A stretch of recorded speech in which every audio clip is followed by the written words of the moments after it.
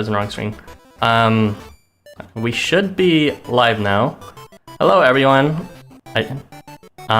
What's it called? Sorry for starting a bit too on time / a bit late. We were talking about something else that I didn't want to be heard. So, but now that we're here, we will now be talking of the Part 2 units. Joining me today is everyone again. So, there's Irby. Hello. I am not Renato Bliss or your freestyle dance teacher. I don't know how to react to that. There is Zalgus. Hello, I'm back from the dead. Yes, we are all welcome. Happy to have you back. And there is Housamo. Hello. All right, wonderful introductions, everyone. Actually, more enthusiastic than usual, being honest here. So I will just go ahead and skip straight to the first topic.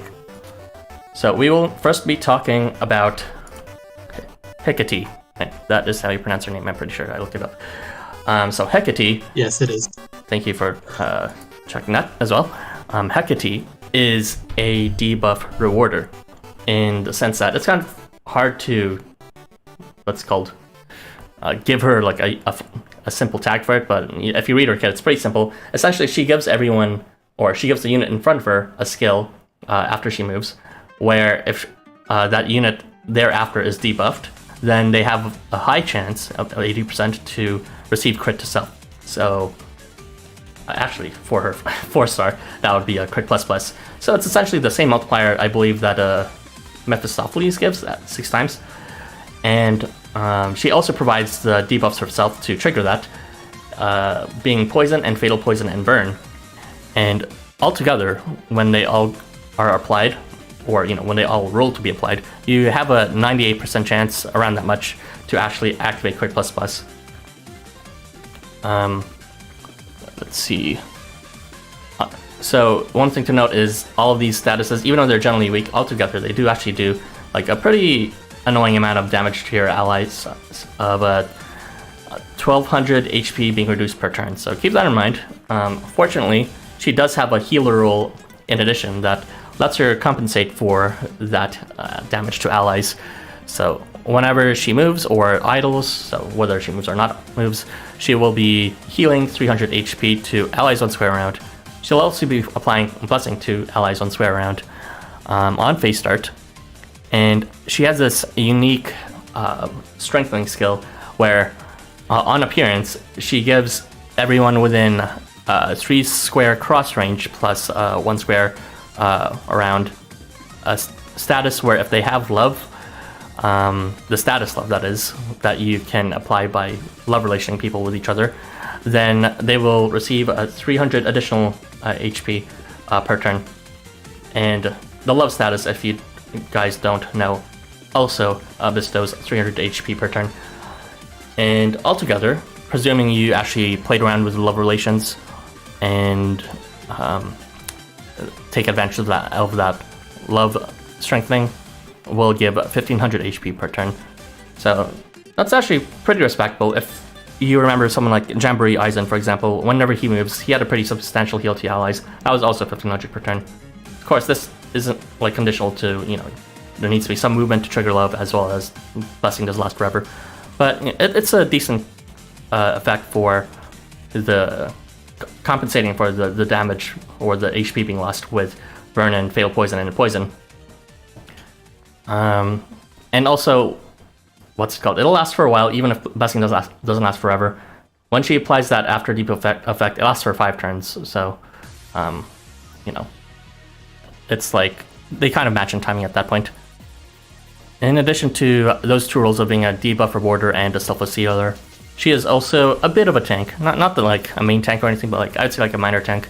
She has a nullify debuff to self on phase start at 90%, and protection to self whenever she attacks a unit, which is pretty good since she has magic range. And she also applies curse to enemies after she hits them. So altogether, I'd say she makes for like an okay tank. Not amazing though, because she doesn't really have any self healing, and her rates aren't guaranteed. And also, it's like not really on roll there. If she misses, she's not getting any protection. And in addition to that, she just has a few other abilities that I can't really catalog anywhere. She has a fatal poison inflicted to the enemy she hits, which I don't really see a point to that really, unless you're using Shenong, but he already applies that himself, so. There's protection. Actually, I read that.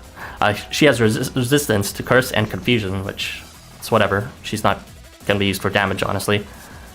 And there is, on her charge, a burn plus a CP reduction, which is really whatever.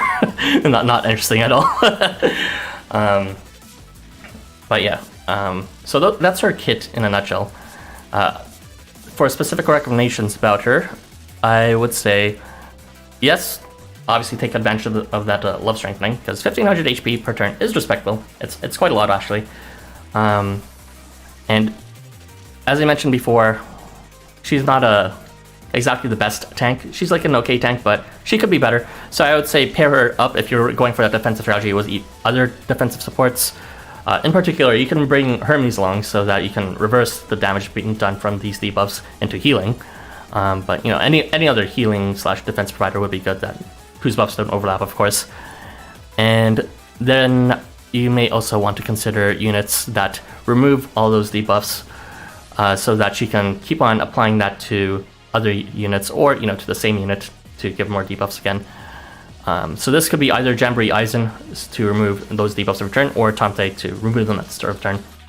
So it is important to know that Poison and Fail Poison and Burn do last for like a long time, 4 turns each, I believe. And that has a problem of she can't trigger the crit plus again to that same ally in the following turn unless those debuffs are removed, or unless someone else triggers it with a completely different debuff. So yeah, Jamboree Aizen, good way to deal with that. Probably like standard play if you actually like Hekate and you want to use her a lot. You may also want to consider other sources of debuffs for the reasons I mentioned if you aren't trying to remove them. So you may consider things like the Leap Furufumi AR, which applies a skill lock effect for 1 turn. She actually can equip it herself, which is neat. So, pardon? CS lock. Oh, CS lock, my bad. Skill lock for 1 turn would be really shit. Yeah, CS lock, not skill lock, that'd be terrible. There's also the Astaroth and Bale AR, which actually, when I say that now, it's kind of pointless since it's also poison, but if you don't want to keep on moving her, then I guess it could be a choice. Then there is Nicholas Kasuga for, I believe, Conflagration, and Mephistopheles for Deal with the Devil and Deal with the Devil being the debuff that can activate it. You may also want to pair her with Perun, for example, because Perun debuffs himself every 4th turn whenever he gets a charge, or units like Bay Bunyan who debuffs himself every turn. Although keep in mind you'll want to swap the rarities around, because Bay Bunyan 3 has crit and Hekate 3 gives crit, Bay Bunyan 4 has crit plus, and Bay Bunyan 4 gives himself crit plus, so make sure you mismatch that if you actually decide on neutrality. Other than that, you may also want to consider using limit users if you're going to double down on that HP loss. And you may also want to consider units with additive effects after they are debuffed. So I thought I was original for saying this, but after looking at some other people's reviews and all that, apparently it's not a very original idea. You can consider Tanjiro Mugen, because he does have, and only him, the effect of becoming progressively stronger with however many debuffs he has. And Hekate is quite novel, and not only providing a debuff super easily to allies, but also providing 3 in total. So that could quite hyper boost Tangaroa, and also the debuffs aren't that bad anyways. Well, not that it matters for him since he kind of nullifies them. You may also want to apply them on Tanjiro Mugen, not just for the damage, but also for the self-heal. I believe... Pardon? No one said anything. Okay, I guess I'm just imagining. Well, actually, you said Tangaroga Mugen negates like burn, poison, and whatnot, right? Because I thought he only negated the attack, defense drop, and the skill rate drop, not the right. damage. Yeah, I guess that's he true. still takes the damage over time effects. Well, one thing to know also is Tanjiro Mugen actually heals every time he's debuffed, so maybe it cancels out a bit there. But yeah, thanks for pointing that out.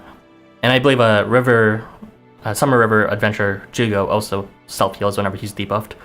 You may also want to apply this to what's called use Hekate with Valentine Arc or Christmas Yasuri or Golden Bursty for their self CP charging every time they're debuffed. So it's an option since 3 debuffs are, one debuff is already hard enough to bestow to your allies, and then 3 it definitely would work for these kind of stacking abilities. It's been hard to kind of exploit Arc's CP gain for that. You just have to wait every 2 turns for it to like apply conflagration to yourself or something to build or charge, but now you have options, especially if you bring Jamboree Eisen as well. You may also, ironically enough, use it to kind of heal other allies. So if you use Hekate on regular sets or Takeminakata 5, they actually do heal the allies around them every time they're debuffed. You may also want to use it on Golden Mercy, not just for the CP itself, but also for CP to allies, because he also gives CP to his allies whenever he's debuffed. And lastly, you may also want to use it on allies that whenever they're debuffed, they punish the enemy somehow. So in Perun's case, every time he's debuffed, he gives a slight HP reduction to the enemy. It's not great, so I wouldn't actually recommend that, but it does scale. And lastly, I would also recommend pairing Hekate with units that have low rate effects that activate on debuff. So this would include Kushi, who has countdown every time he's debuffed, which is quite strong, but it's not the highest rate. And also Wolfslav, which inflicts possession to the units in long slash in front of him every time he is debuffed. And he's usually only able to do this like once per turn, but and it's not like the highest rate, it's like 50%, but now you can like roll for it several times in a single turn. So those are all my thoughts on this unit. Did you talk about the meme strats of being able to spread crit plus plus now? Yeah, because if the trigger now is potentially, that is, an after debuff. If that after debuff happens, let's say during a phase start or a turn start, you're able to get crit plus on a unit that can spread buffs if they already have that buff. So that's kind of my meme take on it, since you already talked about everything. This is the first time you can spread crit plus plus to your whole team. Is that really that? With Senat Kumara and Christmas C3, or even Itzamna, I believe as well, can do that. So that's something to consider. Actually, Itzamna not so much because he has nullify debuffs and all those shit, but the other two are pretty nice for it. If you're trying for the meme strats of crit plus plus, Hekate already is a unit that just does a bunch of random shit just for that crit alone.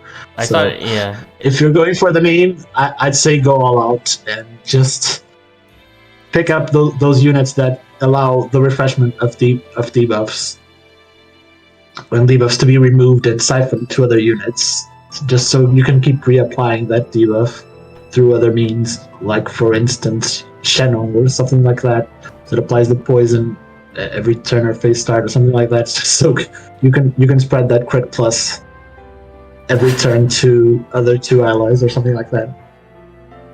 Or even Hekate yourself if you're using Christmas C3, because that's agency. I mean, that would work, but it sounds like a lot of effort just for crit plus plus. Like, I know it's the highest multiplier effect, but like it's already a lot of effort to begin with to use this unit. So if you're going, that's my point. If you're going all out for this unit, I think you should go further beyond. Right. Of course, that's my take on it. Splitting hairs, the classic. All right, thanks, Irby. What do you guys think? Look, Zalgus. Okay, me first. So I wanted to talk a bit more about Wolf. So besides the possession every turn, it also helps him out with tanking. As long as Wolf is holding a debuff, he'll take a 10th of any damage that he normally takes, and then remove a debuff from himself. Normally he only has Curse, and he applies that to himself every turn start. so he can only take one hit before he gets hit with full force. But if you have Hekate with him, you have 3 additional debuffs as defense. So you could potentially give him up to 4 shields, basically. It also works with the crit plus pretty well, because since he applies curse to himself every turn start at a 90% rate, that's pretty much a turn start crit plus at a high rate. It's 90 times 80% now. I can't bother to calculate that. But there is the problem of he loses HP after every debuff he takes. So if you're spamming Hecate's debuffs on him, he'll die from flat damage pretty quickly. But Hecate's a healer, so she can deal with it. Just to make him fall in love, obviously.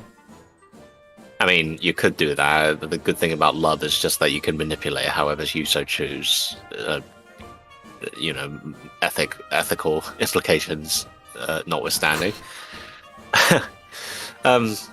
Yeah, so honestly, I thought Wolf was a pretty good idea for that, and maybe I'll play around with that at some point. But there's also, on the note of the leaked for Fumi AR that applies CS lock to the person in front.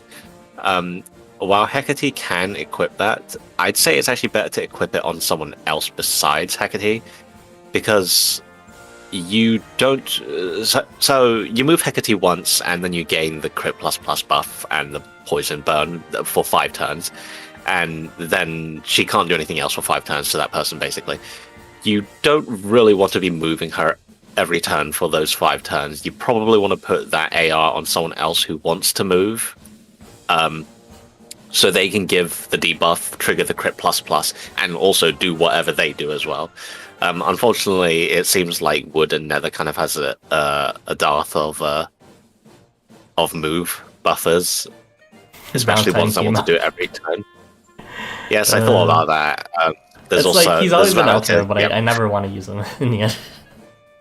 Well, luckily he gives limit as well, which is 1 turn, so he actually has a reason to move every turn. There's also Halloween Babylon, I guess. She doesn't have to move every turn, but she gives Ardor and Nourishment, so you can stack that. But yeah, if you have the Lick from Fumi AR, consider putting it on someone besides Hekate, if you can plan the team around it. Okay, that's an interesting That's thing. Anything else, Smoke, that you'd like to add? Yes. I have 3 types of units that I think are good with her. So the first one is, I don't know if it was mentioned, but those people who self-cleanse, like Golan Bursty and Halloween Azathoth, did those get mentioned? Golan Bursty, yes, but not for his self-cleansing, and Azathoth wasn't mentioned at all, I believe. Yeah, so for Golan, you can get, like, the 48 CP to everybody. And since he cleanses himself, you can do it every turn. And for Halloween Azathoth, because he has that attack up thing, and he cleanses himself, you can get all 6 stacks if you just keep reapplying it with her. So I thought that was pretty neat. What was it?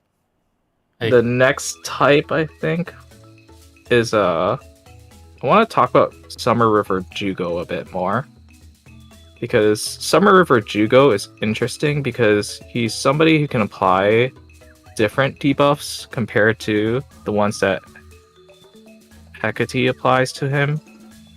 Right? It's Curse, Stigma, and Countdown.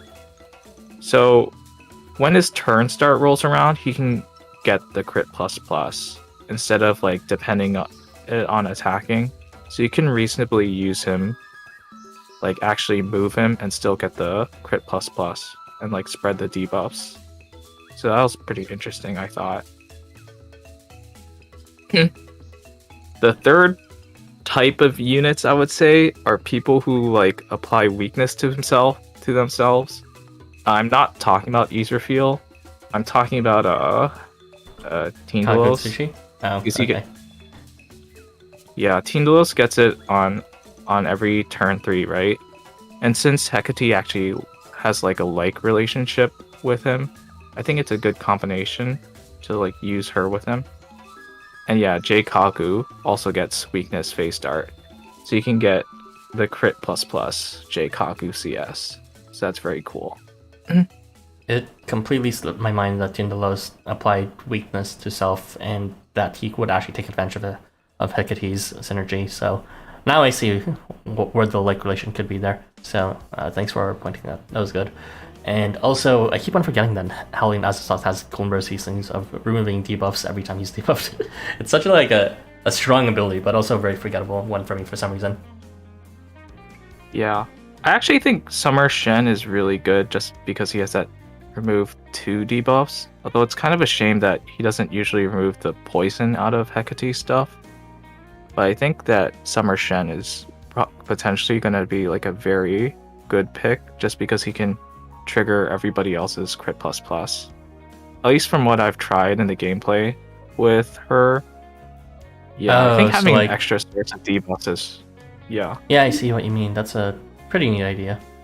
Although, yeah, so, you know, you need to make sure everyone doesn't have like the debuff that Shinnon gives at the time for it to go off. Yeah, for so that's why I'm actually not too like hesitant to use Isamna, because you actually do want to remove the debuffs, because like the more debuffs you remove, the more like chance for somebody like Summer Shen or Hekate to apply more debuffs and get the crit ++ trigger.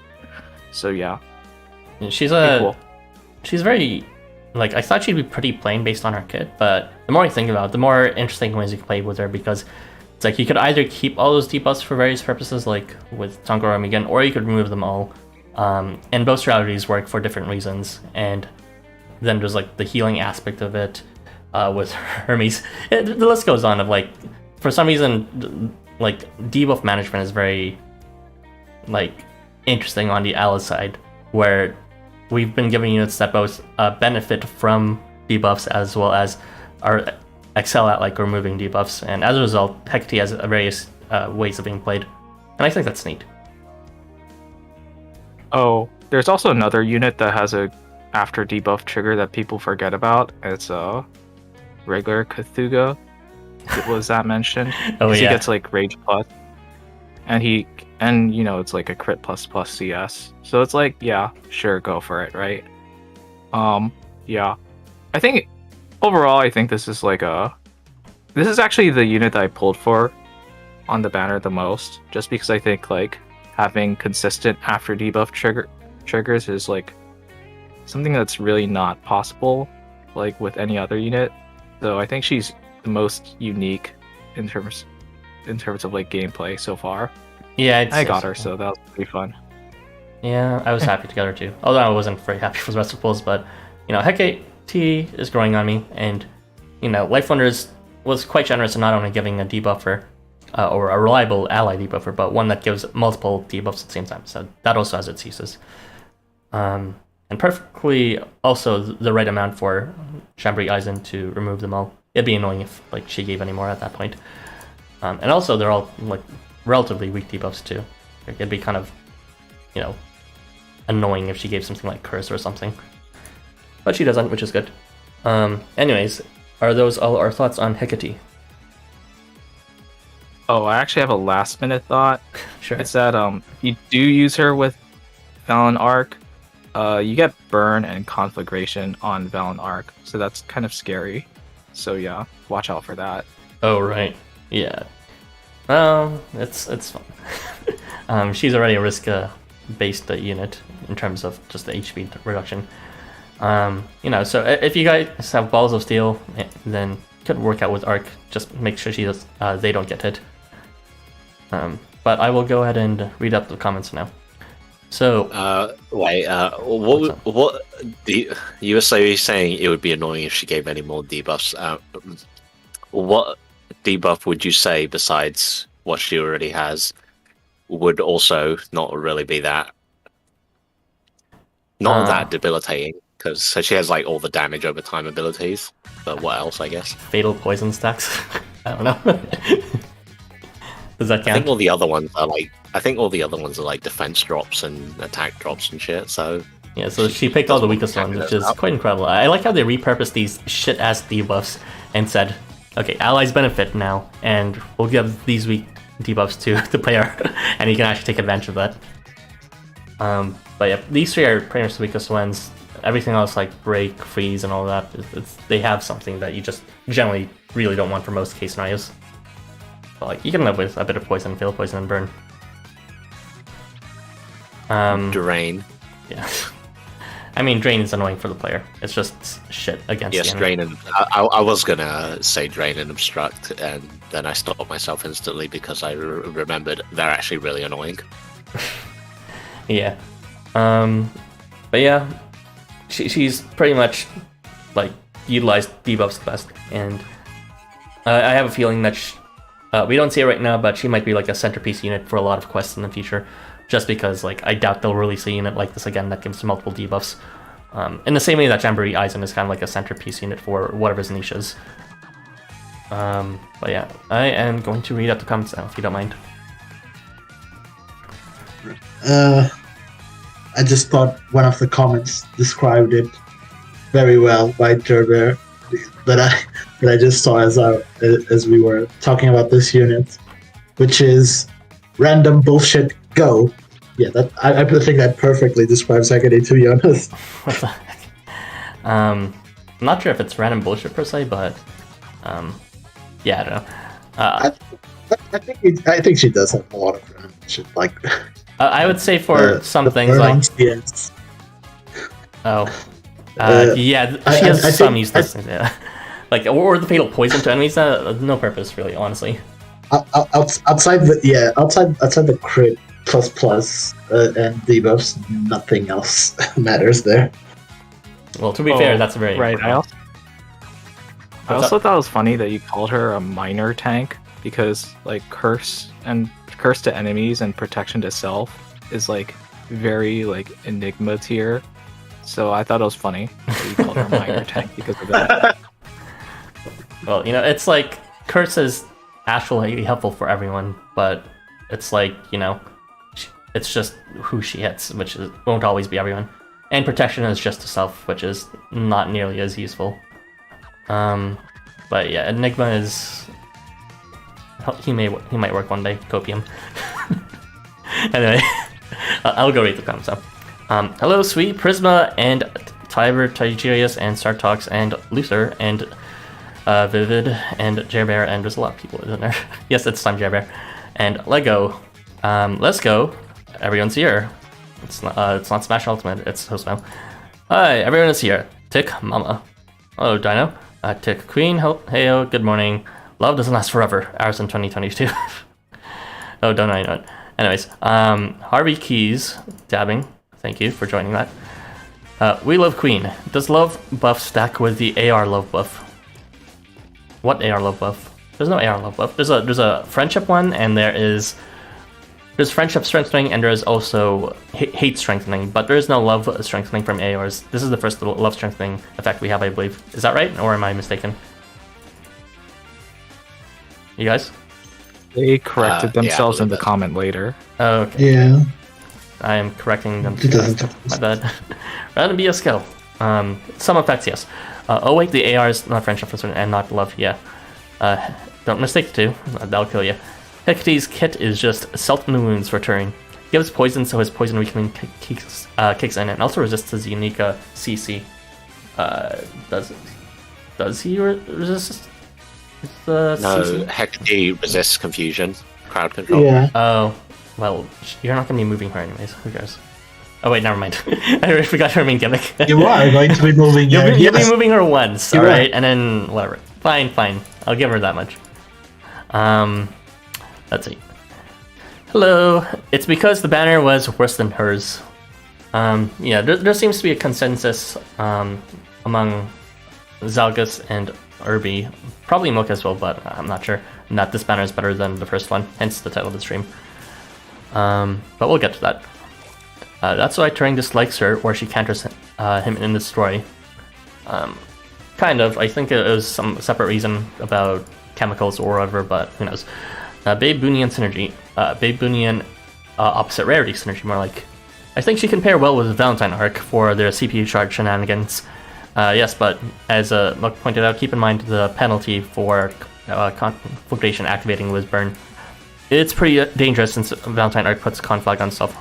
Harvey pretty much saying, oh, I should just read ahead rather than commenting and everything.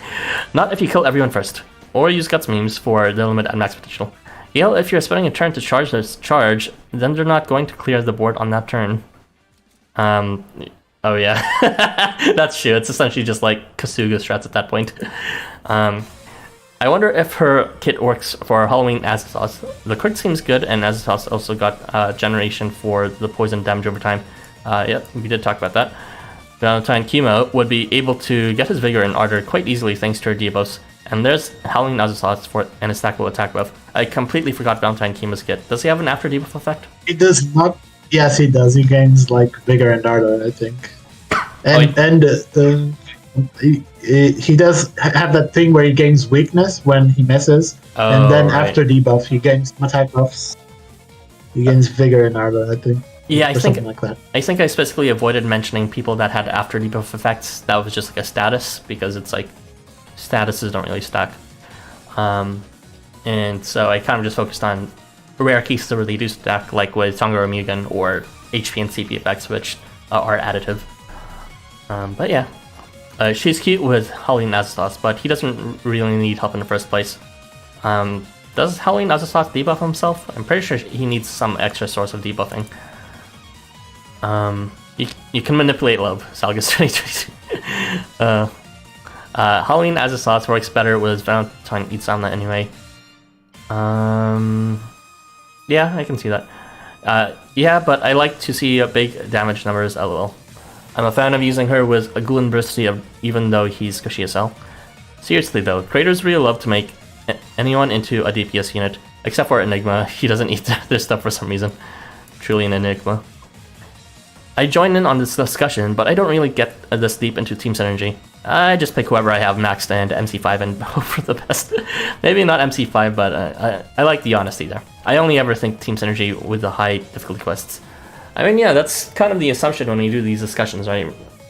It's pretty much just talking about high difficulty quests, their utility for those things.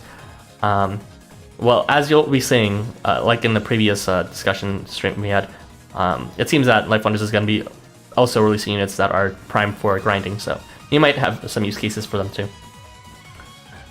That's why you got no bitches. Read those sentences. Rip. I have to redeem her from a ticket. I got no luck.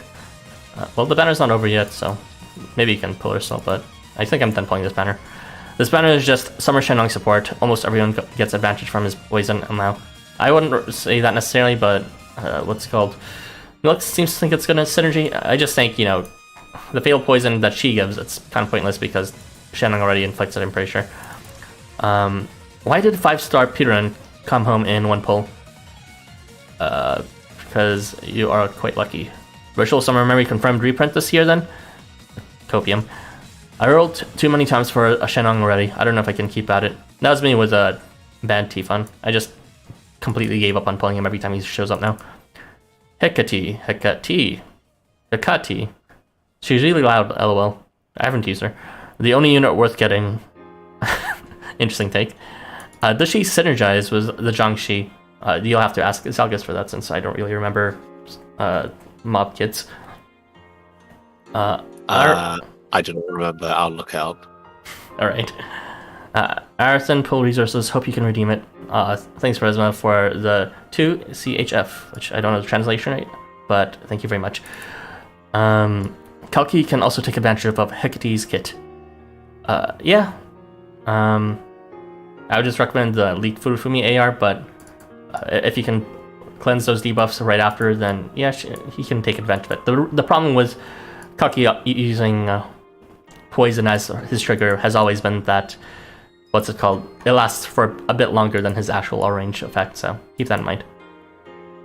Kalki... yeah, I'm not seeing the synergy here. The Jiangshi have no debuff triggers, nor do they debuff themselves at all, so they shouldn't be able to. They basically have no synergy with what's her face, Hekate. It is a mystery. Okay.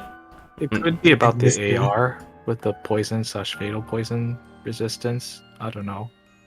I wouldn't overthink it. It's fine. Kalki can also take advantage of Hecate's kit. I already read that, like a dumbass. Love doesn't last forever will be the next Valentine's event name. Ouch. Give me the dog. Yoshito! You already have him. Come on. You already see him, Luther. Yeah, he did. And he was like, he already fully skill seeded him, and he's on his way to fully level seeding him too.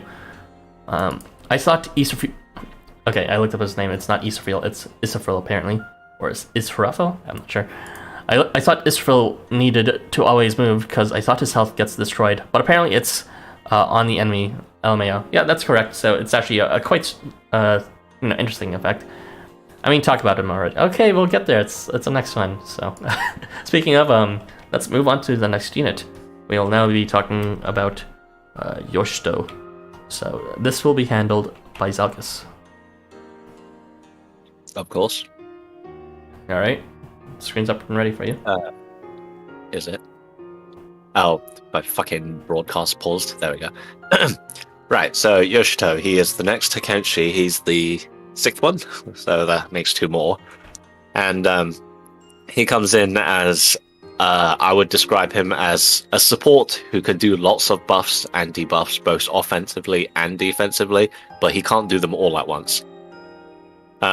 So he has a kit that he has 3 distinct modes, I guess I'll call it, that he changes between depending on what he does on a given turn. If he misses, if he's stationary, or if he moves. Probably move to the diagram now. So I made this nice diagram that I now realize I should have probably made a bit I'll just type more the chat for opaque. now. But, yeah, I probably should have made that a bit more opaque, but it had so much that it was actually kind of hard to fit everything on. But yeah, so I just did this to illustrate what he does in the 3 modes. So when he moves, he becomes shot range, and he will bind in shot range and vigor to slash in front. Since he'll be, if you want to take advantage of both at once, so have Yoshito behind his allies, it's effectively only a thrust range bind, but still. On-demand bind is actually, it's 80% rate, which is actually extremely high, especially for something shot range, whenever you like. It's actually the highest bind rate we have, except for Kijimuna, the free one's Evo, Earth Eater, that's 90%, but that kind of has a shorter max range, and it's a bit harder to use. So I'd say that's having bind just whenever you like that'll probably be useful in future. His shot range is his lowest damage form. He has no offensive buffs or defensive debuffs to the enemies, to himself. So he's only dealing around 7,000, assuming he triggers his crit, which I'll talk about later. His next mode is if he's stationary. This includes don't move him with someone else, so it might be a bit hard to take advantage of. You have to make sure he's on the front line for it before the turn starts. If he's stationary, he becomes long slash, and he'll also inflict break in long slash. This is his highest damage mode.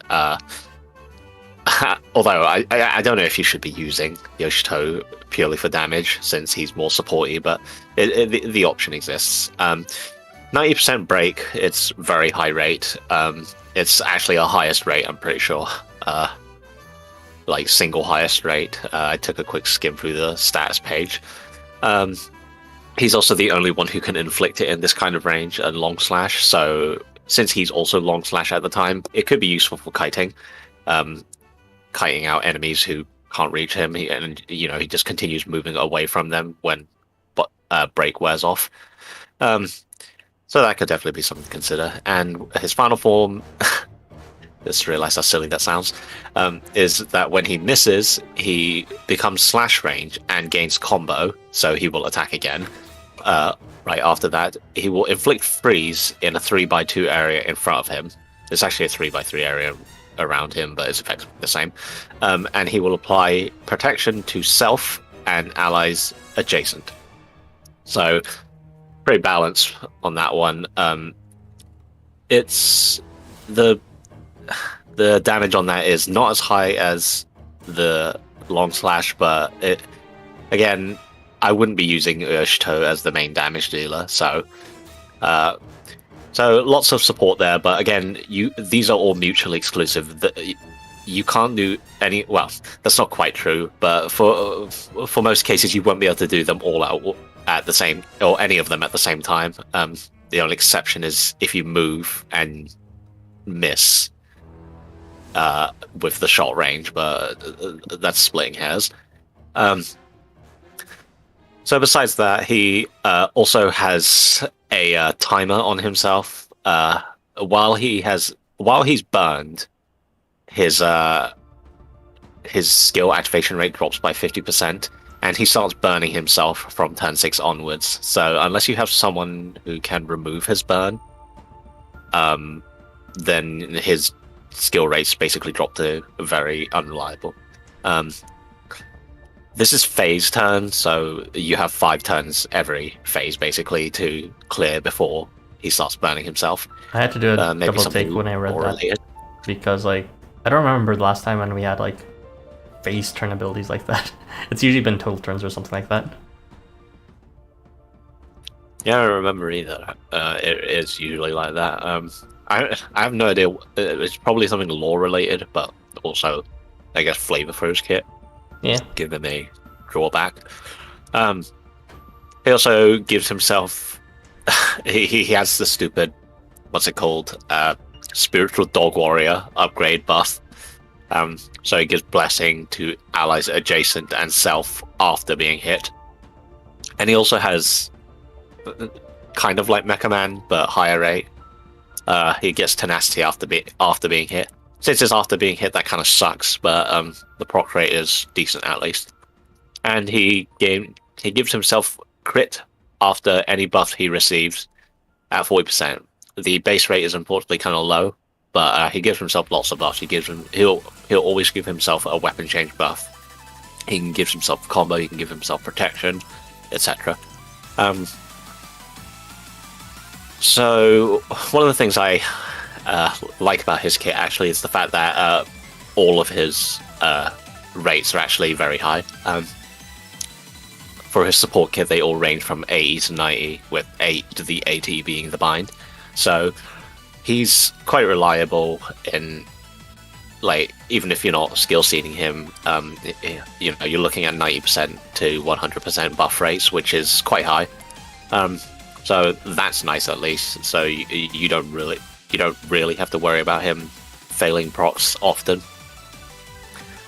And if you pair him with the someone with the AR, the glint AR, that's 100.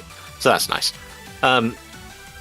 So I describe him as a support who has too much to do, so he can't do it all at once.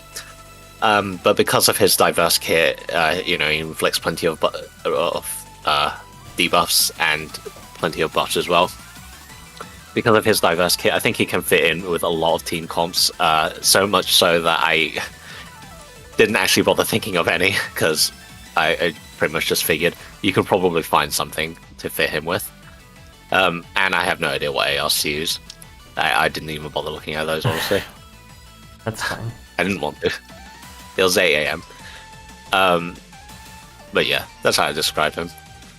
Okay. I do actually quite like him, just because of how diverse his kit is. I will say, though, if you plan on using him, it might take a lot of planning. Because you have to change what mode he's doing every turn, you really need to be careful with where you put him, because otherwise he might end up in the wrong position and you won't be able to move him out of it, and then he'll change to the wrong mode, and maybe you won't get any benefit out of that. Yeah, that's it. Wow. Okay. Any thoughts, Irby? Look. Thoughts are finally another freeze buffer. We did it. Yeah, this freeze rate is pretty impressive in March, isn't it? Yeah, freezes are very rare defense drop. So at least in common units available in the permanent pool, especially those usually tied to either CS or to some random bullshit conditions. but for Yoshito, it's actually his easiest mode is to trigger is actually the freeze one. So I'm definitely glad we finally have an easy to apply freeze bot, even though the range isn't 3x3. It's 2x3 is good enough. I'd say, for considering the options we had before, which weren't exactly many. I do think I am a bit disappointed, however, that the bind is not on the long slash mode, because we already have a lot of column binds and not a lot of slash binds, and I would have preferred that there. But that's just a personal preference, because I think there's already too many short range binds. But I do think he's a really cool unit that has all these different modes. But as Zalgus said, I don't see myself using this unit too often, unless it's just for the application of freeze and maybe break right afterwards to get both effects. Simply because it would take a lot of planning to work around all these different modes and ensure that they're doing what they're supposed to do. Okay. Yeah, that's all my thoughts. To give an idea of what other bind units there are in short range, there's regular Aizen, his 5-star, and there is Festival Hogan. There's Kijimuno, kind of, in his pseudo short range thing, and then there's also Kihan Gogen. Valentine Hakuman. Ben 10, yeah. Valentine Hakuman as well. Valentine Hakuman. There's also Ben 10 on Magic Range.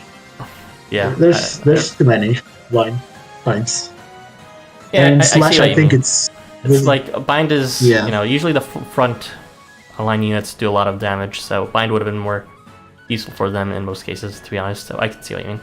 I mean, we have like regular Hogan 4, which does lash range, and then has bind on top. Yeah, that's like the only thing. Yeah, because I actually, when I do my videos, I actually and actually want to use bind. It's usually in slash range or long slash range. It's never on short range. So I kind of always have to feel like I have to use Hogan, regular Hogan, because there's no other options. So that's sad.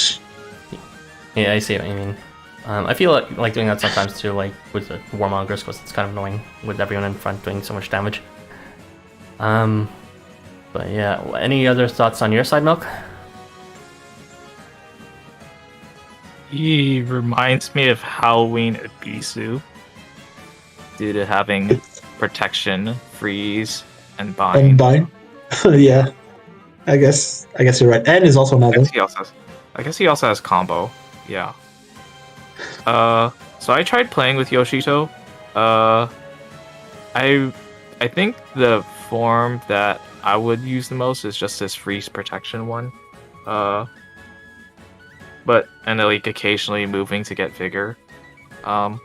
It's kind of hard to say like how good he is, in my opinion, because I don't know, like he does like decent DPS numbers if he gets like crit, and if you do the freeze protection fate form, then you roll a lot to get crit.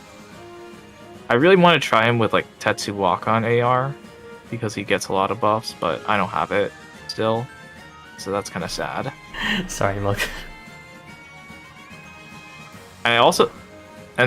Going back to the point of why I think it's kind of hard to gauge him, I think it's because like I feel like this is a really good wide quest farming unit, because like he has like long slash or is like has strong slash damage, but we haven't really done wide quest farming in a while, so I don't know. It's just kind of hard to say. So yeah, I don't know like how good he will be in the future, but I think he's a pretty fun and decent unit. Hopefully we get a burn immunity AR that he can use and negate his only weakness. I was gonna say there is a burn immunity AR that you didn't mention that is listed there. It's the Surtra and Vari one. That one gives a burn resistance. You could also use Ether Field, although Ether Field is only on phase start, so it won't overlap, generally speaking. Although it still could be useful because one issue with it is if he ends up getting burn lasts for a long time. So if you go to the next phase, even though he's not supposed to get burn in those early turns, he might have just carried over the previous turns. So someone like Ether Field removing that early could help.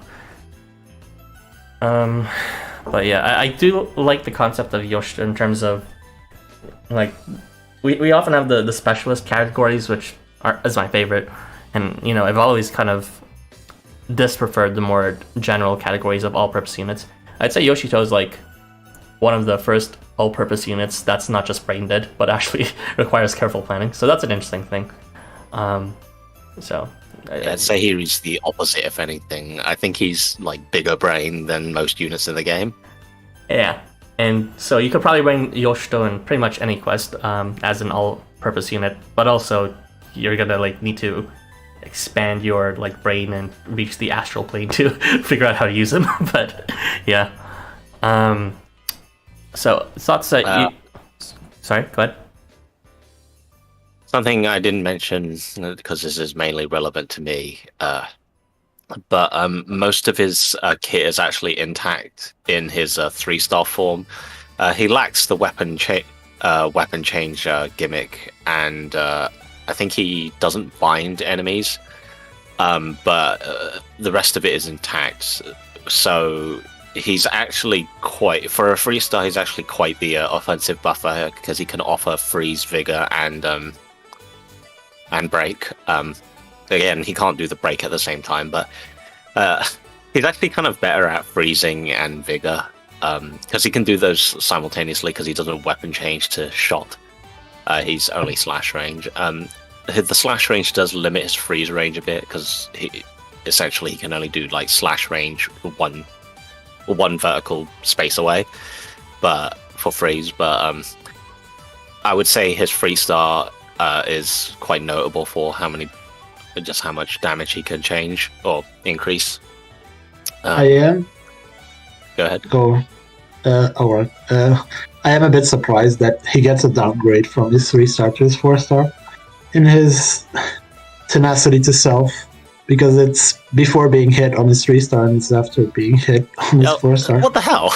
I did not notice that. I did. No, I was so annoyed when I saw that. I saw he had tenacity on the 3-star, and I just assumed it was the same. No, it's not. Even though it moves skills. That's stupid. Hey, if you're gonna make challenge quest videos, you're probably gonna use this 3-star anyway, so like, think of it as a plus for you. Mecha Man, but slightly less shit. Okay, so I will continue reading my thoughts on. Yeah, you guys kind of struggled in describing him overall, except like support that's big brain. But yeah, it's called an adaptive support because he pretty much does everything.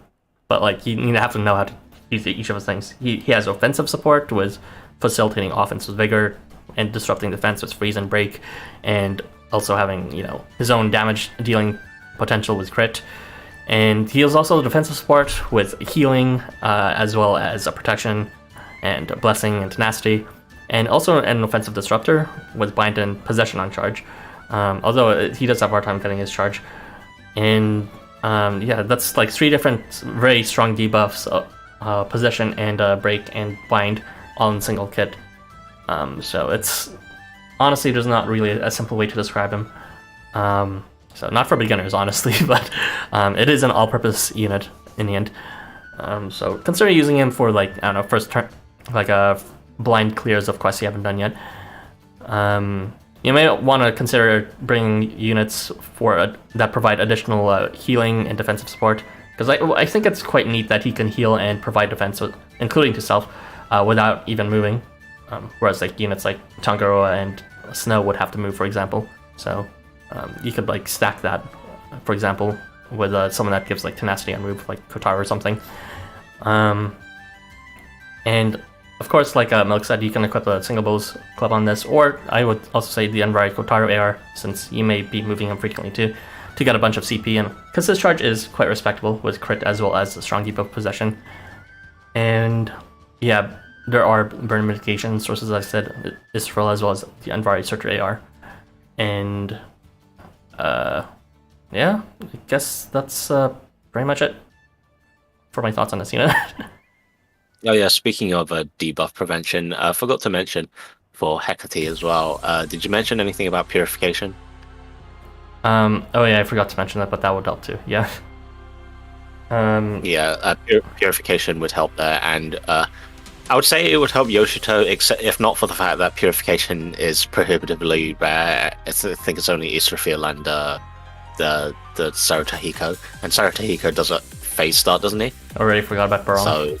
So, oh yeah. Well, I wasn't there for that. Fair enough. So he doesn't exist. I mean, Eastfall. I guess I mentioned the Eastfall, whatever. But you have other choices. You don't have to use purification because you might have other debuffs. There's also Jambri, Aizen, and Tomte, of course. Tomte could help since, in case you just want to get rid of it on phase start, but don't mind the penalty for later on turns. And he gives a respectable amount of debuffs too, so you might want to use Jurong to keep them up. But yeah, that's it then, I guess. We can move on to the next unit after you read out the comments, so go ahead and do that. I was going to say no comments. Where were we? We were at it's a free refill from Jerbear. Oh my god, that's a lot of comments. I was so busy. 21 people here, what? Patience is a virtue, Lulu. Here he is, dog. Mori plushie, yeah, I remember seeing people talking about how weird it was to see people in universe with plushes of other people or merchandise of other people. It was during the Obviously, it should have been the plush Tezcali Polka, so that they could up the sales of it. Well, I mean that one actually has proper law reasons that it's his body, his second body. But it was talking about, I think, in the Leecher event with the Ryota face mask and how weird that was. But I'm guessing here for Yoshito's has slightly lesser innocent reasons, but that's plot related. Therapy needing dog, yeah, it looks like it. The Rei Ayanami to Moritaka Shinji. I've seen multiple people in separate locations call him Rei Ayanami, and I guess it fits. He does have the mech, which I'm guessing is the reason he has the whole weapon change thing, because he has a big mech, his Ava. My baby boy, he's got Tanitomo's death eyes. He has seen things that he cannot unsee. Yeah, unfortunately I don't actually know Yoshito's plot, but I believe I read something like he is the one who suffers the most, so yeah, that's something. Cruel Angel's thesis, yes. He looks like he'd have Persona 3 music accompany him. Yes, his mech is actually just his persona. My powerful boy, when you feed the dog too much peanut butter. Need to get... did you want to say something? There's only one context you'd ever bring up peanut butter with dogs, and I'm just very confused by that comment, but okay. That's all I can say. Which one? The comment about peanut butter. Oh, that. Need to get him with the ticket, how flexible he is, memorize his Kenshin technique triggers. Sorry, what? How... I cannot pause that, I'm afraid. Sorry, Prisma. Oh, he's just saying he needs to memorize the different modes and what triggers on each. Yeah. Interesting, because he does mimic one of her Hakenshi in terms of attack. Slash is all of them. Long slash is specifically Yasuri, and shot is Tanitomo. Well, I think the slash is more like Moritaka, because Moritaka Sports Star is the one who took slash, but yeah, you can say that's all of them too. Also magic range for what's his face? Fire Dog that I don't like. I mean, he's okay, yeah. I guess. What's his name again? I forget. Tanitomo, that's it. Tanitomo. Oh yeah, actually, yeah, you're right. I didn't actually realize that. Yes, his 3 modes are supposed to mimic a Hakenshi each. So yeah, the miss turns him into Mori. He gives protection and freeze. the long slash turns him into Yasuo, he breaks in long slash range, and the shot turns him into Tanatomo, Vigor, and Bind. Yeah, I actually did not notice that. Good call. I don't have to credit you, Harvey. I didn't mention it, and Jabber mentioned it, not me. So there you go. I should probably go faster. There's so many comments. You're right. This is literally having 3 Akenshi in one. Yeah, it really is. Slash is Murutaka because of freeze. Yeah, slash freeze Murutaka. Yoshito is really flexible in a good way, but the main issue is preventing his burn. I wouldn't really say it's an issue, since 5 turns is a lot to play around with. I mean, yes, there will be some CQ phases that last longer than that, or you might be doing stall strats, but I would say if you're doing stall strats, don't bring Yoshito. Depression makes you multifunctional, Harvey Hive Mind. Well, that certainly fits with his role to substitute the roles of the other Kenshi. Is that his role? I should probably... What? Yeah, the research profiles are translated in the wiki now. Oh, right. Yeah, I should go read those. What emote is that? Is that a dog? It's just dog waving. Hello. Oh, hello, dog. What's with the blue? I don't know. Just play along. For me, it's already 100% skill rate. Yes, smile. Yeah, he would definitely do good with seeding, just because he has so many 90% rates. Unfortunately, the bind is 80, but sad. Even though his shot crit damage is low, at least has a really good proc rate. Yeah, or I wouldn't say the crit has good proc rate. It's only 40% since he's only giving himself, weapon change. But if you're moving him, you're not really looking to do the damage anyway. Dog hello. Random bullshit go, the banner. I guess you could call it that. I wonder if we really need anyone in the second semester banner. I would say that everyone in the banner is Perun useful. 3 for the AR. Yes. I would say everyone in the banner is useful, and if you don't have anyone in that category, it might be useful to pull them.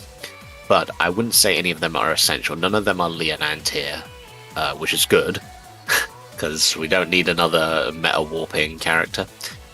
I mean, but yeah, Perun seems pretty interesting with his ridiculous charge, but we'll get to that. Just get Christine instead. No.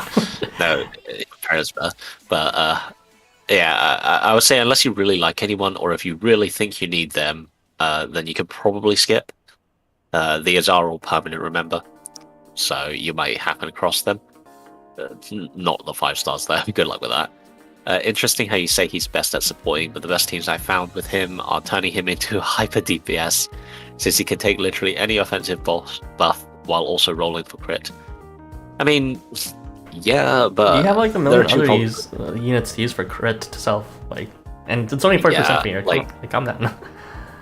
My problems with that is that it's kind of difficult to work with his range, because you have to move him for the shot, which, a shot has generally been one of the more reliable ways to hit things, that and magic. And if you're moving him, that means you're not moving someone else, like Leonan. So that's limiting what buffs you get. And the other problem is that his attack stat is garbage. Okay, it's not garbage, but it's not very good. We'll talk about garbage attack stats later. His melee moves compare with the other Kenshi in the guild to increase his damage rates, or move him to bind the enemy and allow Masanoris to possess enemies more easily. Oh yeah, he doesn't have a Masanori mode or a Tadatoma mode. I guess he's weak to Tadatoma. Oh yeah, below. Yeah, it wouldn't be. I guess he's weak to Tadatoma because he's weak to burn, but no Masanori. Which is weird because he's in the same guild with them. But yeah, he probably pairs well with the other Hekate just because he can cover so many things. Well, he pairs well with most people. It can't be helped. He's copying Tanatoma's short range bind. One of the problems with getting so many comments is that sometimes it gets hard to tell what was said where. I am not sure. You can just move along if you don't fully understand. It might be to do with his low damage on when he's short range. It's not as powerful as Yasuyori Tanatoma, but I love the idea of Kenshi and the big three guilds having synergy with each other. Yeah, I think it is neat. At least for the second half of the Hakenshi, in the big three guilds, they are all having some kind of synergy or relation to each other. It's neat. If they're going to go with this big 8-man or 9-man, I guess, story character thing, might as well make them related to each other in terms of kit. That's neat too. Dog hello. Why do all Hakenshi have a specific buff debuff that procs when got love, charm, or bud? Do they? Charm or love? I don't remember the other ones having a charm or love buff or debuff. What's it called? Tadatomo Valentine had like bind or something, if that counts. Yeah, I'm not really sure what he's saying here. Sorry, granola bar. What? That's the way the name goes. Yeah. Very, very good name. Dog hello. What's event quest farming? I only know coin. Yeah. The coin, well, at least these coin quests. Well, if you have the units for it, might be okay, but it's still kind of annoying. Has Perun been yet? Yeah, no. I should put Yoshi on my main team. At least with him, I could rework my team to not have 3 movers. Don't ask me why I have 3 people needing to move to proc skills. I do not know why. Yeah, maybe cut down on that. Not just here, he'll probably be the last one. Specialists will outlive generalists, and no mark, we've only covered the 4 stars. I don't know if I would say specialists will outlive the generalists, but I will say that if you're going for a specific team comp, that you could probably do better than Yoshito, but you can probably still build around him. Like he can, if you do the freeze first and then the break, or the vigor and then the break, you can stack everything together if that's what you're going for or something. 3-star meta for real? Doubtful, but it's definitely useful. It's 3-star, especially for a 3-star. Ray Ayanami can depend for everyone keeps saying Ray Ayanami. I mean, he does have the plug suit, so I guess close enough. My powerful baby boy has 3-star vigor freeze range, gives me Osei X Osei flashbacks. We don't talk about Christmas Osei ever. I don't need to be reminded of him. What's the dog doing? Killing enemies and supporting his team. The amount of planning with him, I'm not sure I'd be up for it, especially not at 3 in the morning when I'm normally up to play past the time. Yeah, Yoshito is definitely not someone who you just... Even though I said he's general and you can throw him in a lot of teams, that doesn't mean you can't just turn off your brain when using him. In fact, you have to do the opposite and think about where exactly you want him for that turn and the next. Especially if you want to take advantage of stationary, because if he's not on the front row, then you won't be able to take advantage of stationary on that turn. Really good unit, not gonna lie. Absolutely gonna get him with the anniversary ticket. Also, he looks like he needs therapy. Let me help him. Yeah, he's a pretty good unit. I've seen someone on Twitter call him the Raiden Shogun's persona, and I died. Oh, whoops. Get your orb in the robot, Yoshito. Evangelion memes. When Perun attacks Tanatomo, he's just skulls.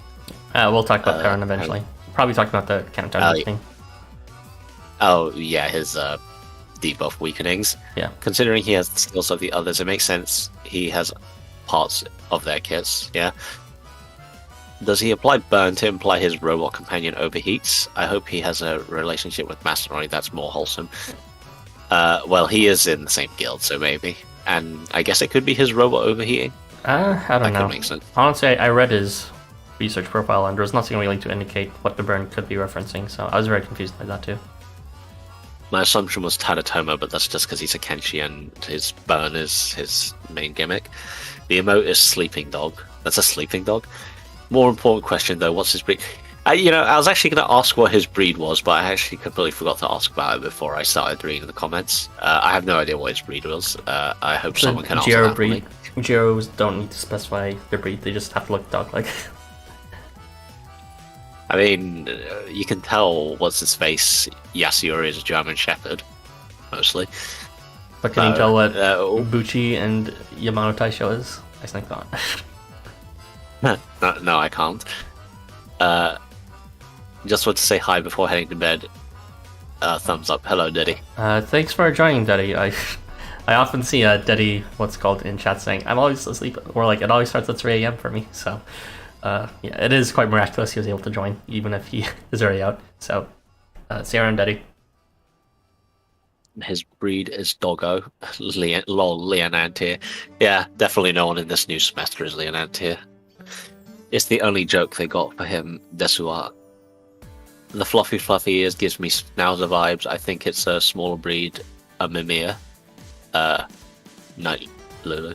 I don't know what a Mimir looks like, so I cannot comment on that, unfortunately. But I'm sure we will get a more concrete answer at some point.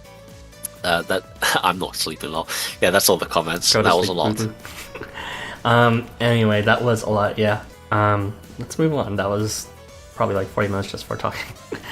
The next unit we will be talking about is going to be Perun, who is going to be handled by Milk Housamo. So, if you will, go ahead. If you're still here. Hello. Okay. So Perun, as everybody knows already, is considered a Christine replacement. So let's look at his skills and damage. So in Perun's first skill, he appears with 100 CP. So that's the Christine part, is that he gets a all range charge when he first appears. But he also gets plus 100 CP every 4 turns, so that's 4, 8, 12. And when those turns roll around in the second skill, he actually debuffs himself with this 0.7x damage reduction. So he can get charge skills off, but what is it? It'll only he'll like lower his attack as the battle goes on. He also appears with these like weird weakening status effects for charm and countdown. I guess it's just like lore with Shinya or I don't know, Cherno for countdown. I have no idea. Anyways, for his second skill, he attacks and gives possession to hit units and enemies 1 square around them at a 40% rate.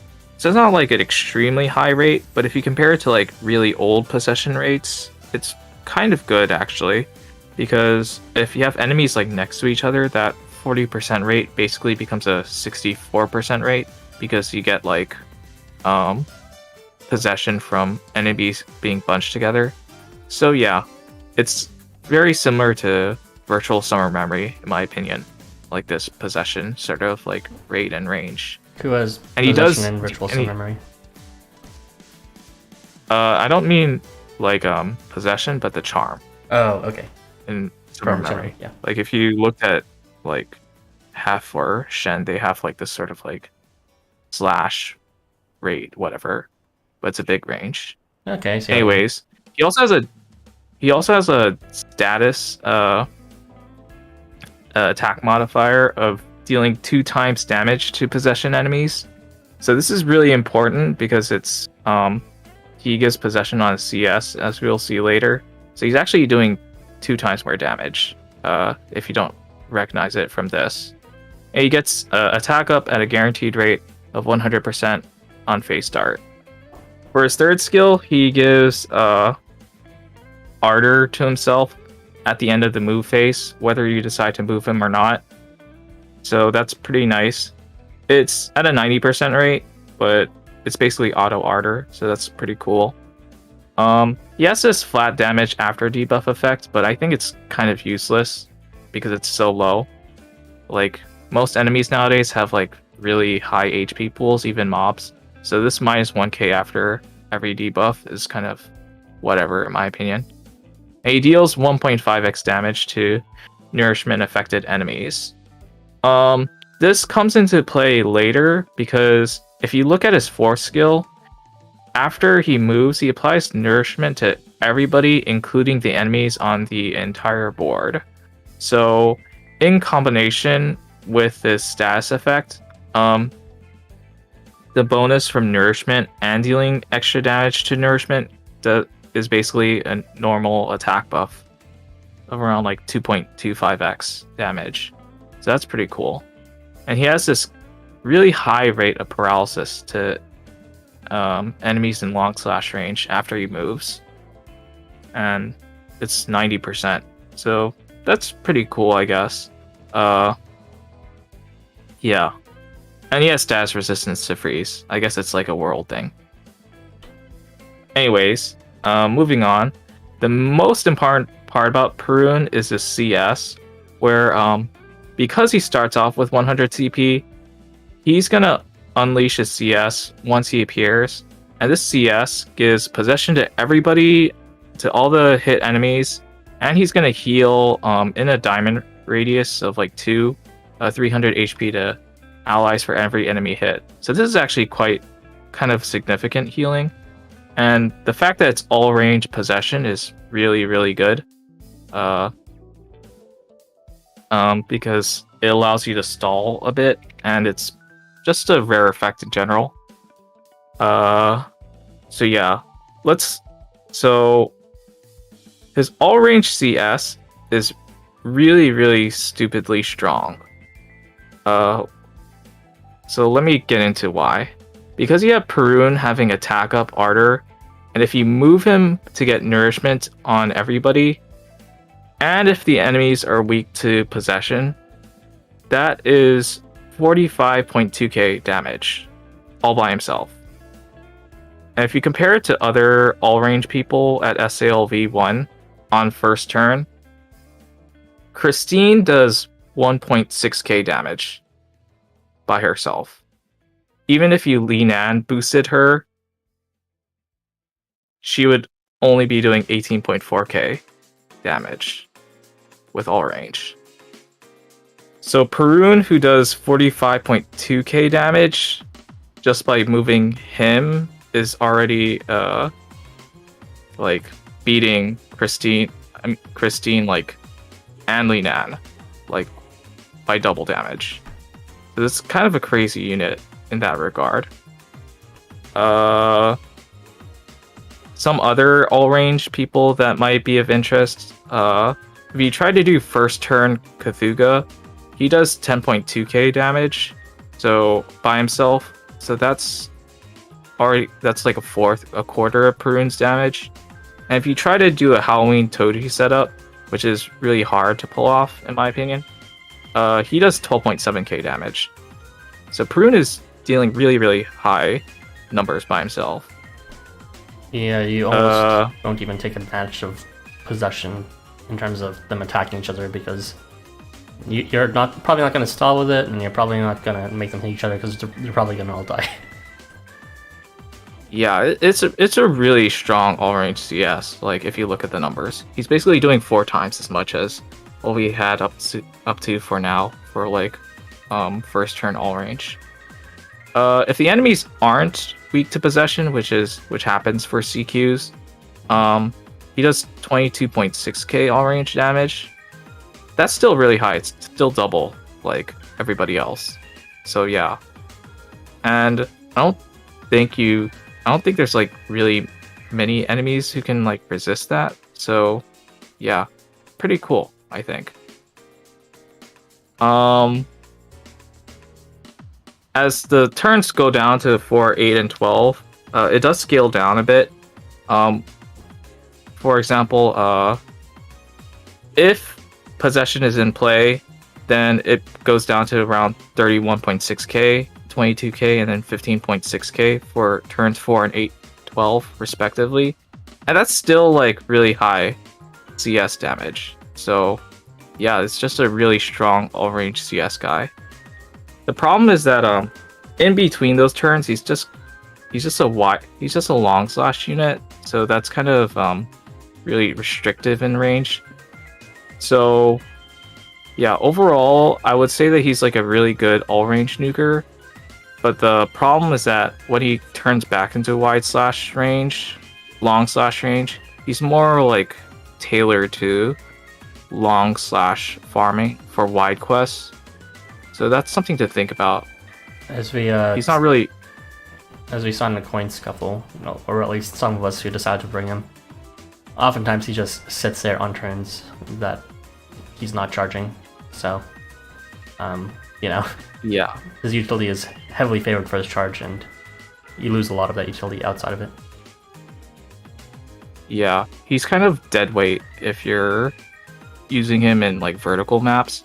But I think if the quest is like a wide map, then he's just really, really strong. Or if I had my own one, then it would be like less weirder to work with him. But yeah, I think he just has a really, really strong all-range CS. So this is an excellent Christine replacement if you decide to get him. I mean, it's almost like it would be unfair to call him a Christine replacement, because yes, he's replacing Christine, but now he's like a new standard too. In terms of, Yeah. we call Lianen replacers or substitutes, but Lianen's still generally the best LKS unit. Perun outright, you'll pretty much want to use him like 9.5 times out of 10 over Christine at this point. Can't really see a reason why you'd want to use a Christine over Perun at this, to be honest. There's still some benefits in my opinion, but I won't really get into that for the interest of time. Okay. So strategy wise, I think what would be really funny with Perun is if you put him in the sub slot so that he appears and gets like and just like comes in with possession and healing. Because the way I kind of see Perun is that he's kind of like a clutch unit in case like your main team dies, and then he just appears and just gives possession to everybody and heals your team. So yeah, that's sort of my take on it. The reason why I like this sub slot strategy is that basically if he comes in on like, I don't know, like turn 3, he can launch 2 all-range CSs off in a row. So that's kind of funny in my opinion. The other thing is that he can dodge the attack, the damage reduction, if he's like still in the sub slot while those like turns 4, 8, and 12 roll around. So if you have like a more tanky team, then he won't suffer these like irremovable debuffs if he's still stuck in the sub slot. You lose out on like the attack up, but he's still doing like pretty stupid numbers for all range by himself, in my opinion. Another thing to point out is that since he gives nourishment to enemies, he pairs really well with people who give buff reversal. So consider using like, I don't know, Bale or Masanori. Probably Masanori for the Invaders theme is what they had in mind. And he also, of course, pairs well with people who have doubt because he's giving a possession to everybody. So yeah, go use your Invaders, people. Regarding the offensive buffs that he doesn't have, it's Vigor, Limit, Concentration, and Brawn, which are like the most common, I would say, that you can give. I guess you can also have Crit. Limit and Concentration, I think, is Christmas Nomad. So I think that would be somebody you would consider using. Onsen Shalotl is also a good pick, since you're likely going to move him to give nourishment to your team and enemies. Yoritomo is also a very standard pick, is that you just move him and get Vigor and Limit. Yeah. I mean, you can still move Perun and you get Vigor and Limit for free. It is peculiar that for a very large damage board wiping unit, he's very accepting of common buffs that usually would be an issue for other board wipers. Yeah, limited concentration used to not be like really common buffs, but I guess they are kind of nowadays. And Brawn is still not really common, except for Take appearing in this banner. So it's kind of interesting. Some other synergies, you can use Zurong, I guess, because you can just keep refreshing possession, I guess. So yeah. So he exists. You can use Hekate, as mentioned before, to get crit ++ on turns 4, 8, and 12. So yeah, you can do that. And I also had Valen eat Somna just because maybe you want the CP dump on like other turns, so you can do CS on other turns. So I don't know, maybe you can try to do that. In terms of ARs, there aren't actually really a lot to pick from because he's like World and Long Slash, so he doesn't really have a good pool. I would just say like, use Duo, Hogan Toji, maybe use No just to get a free 0.8x defense up. It's just whatever. Ball Ortez, the Ball Ortez AR, which gives him like, was it 30% glint? Something yeah, like I that. guess you can try use that as well. Yeah. So he doesn't really have a lot to choose from, so just like pick whatever you want, honestly. I mean, the Bellower Ortez one's pretty and good there's also synergy, that. because it's like instant 100 CP. You don't even have to think about building up to it. Also, the Welfare Wakan Daisuke AR gives a CS +1, CS +1 multiplier. So, yeah, you can also use that Welfare AR if you have it. So yeah, Okay. yeah, that's basically all my thoughts on him. He's just a really strong like all-range CS, and you want to play around with it. Wide Slash is kind of annoying to work around, but if it's like a farming quest that's wide, then he's probably going to shine more compared to these vertical farming quests. Yeah, I mean, even though what's called Wide Slash doesn't actually hit every square, or could hit every square if it's just a little, everyone's Wide Slash, he has a neat thing of possession, so that he could potentially help out, eliminating the back row by possessing the front row. Although one kind of weird thing about him is, even though paralysis is such a good rate and it's such a strong debuff, it's also kind of working against the possession ability too, to make the enemy weaker against themselves. Yeah, I don't really like the fact that it's like in long slash range, but it's just whatever. Because usually I imagine like you want to like give paralysis to people who are like in the back so they can't hit you, but I don't know. But it's just like 90% rate, so I guess you can just take it. Yeah. Okay. Any thoughts, Zalgus, Irby? Oh, I should actually mention one last time that you can also use him with Christmas Ryota because he doesn't have vigor. Yeah. I guess. He does have art. was going to mention the ultimate synergy with the buff reversal unit, the Trickster mods. I can also do that. I was actually discussing this with Salvins. The Trickster mods actually do inflict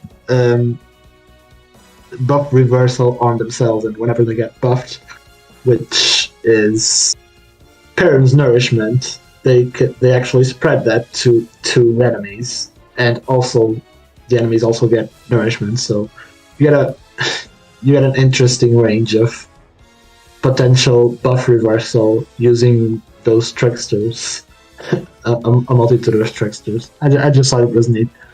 Yeah, that is a neat And synergy. immediately have those triggered. And let's like also Perun hot. There you go. all right.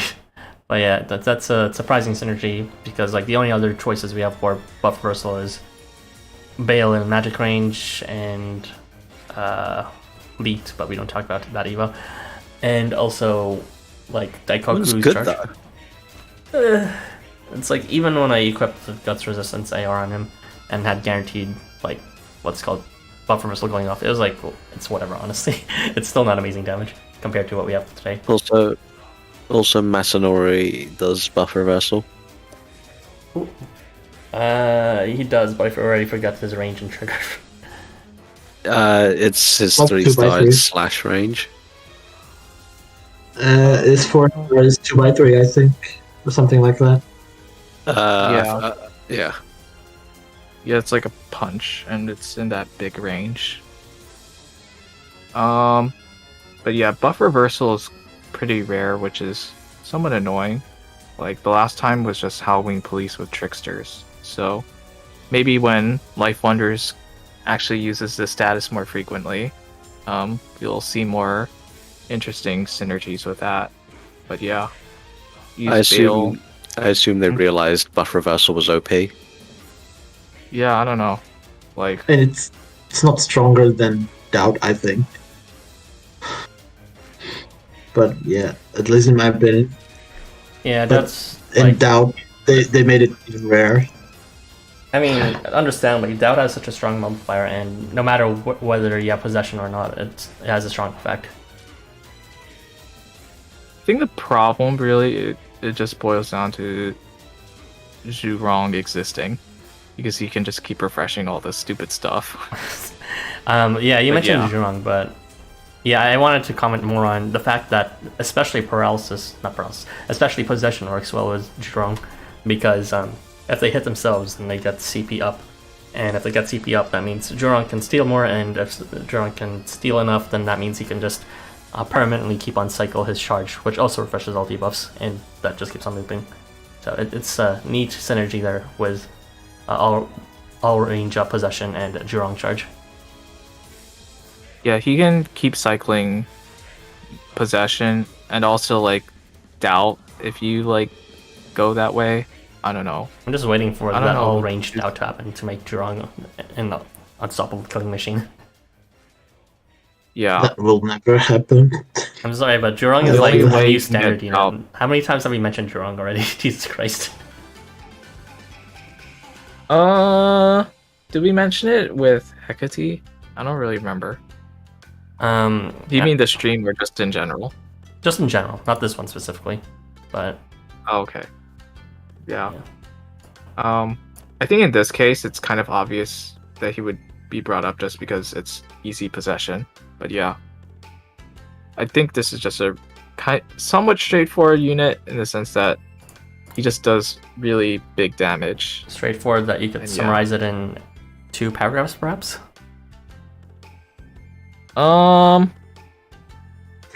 I could, yes. If you don't get Alright, it, no. it's fine if you don't get it. Okay. I do get it. I do get it. Yeah. I'm just saying that I could do it. All right.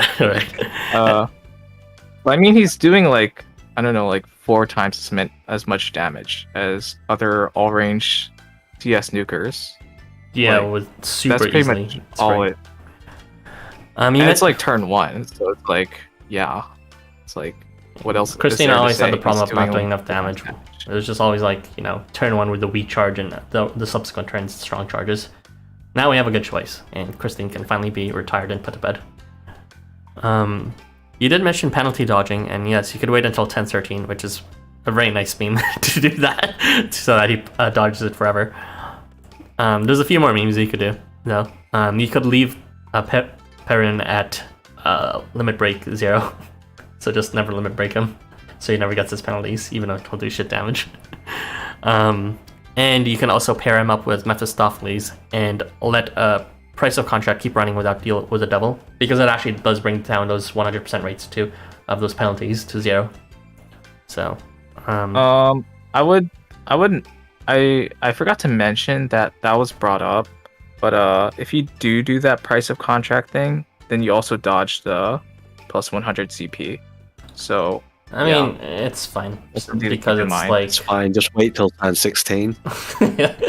Also, when you do rebestow what's called deal with the devil in like turn 5, so after that turn, it gives a lot of CP too, so he has a chance of getting his Yeah, charge off the in deal game. with the devil does give like 20 something CP every turn, so I think it balances out.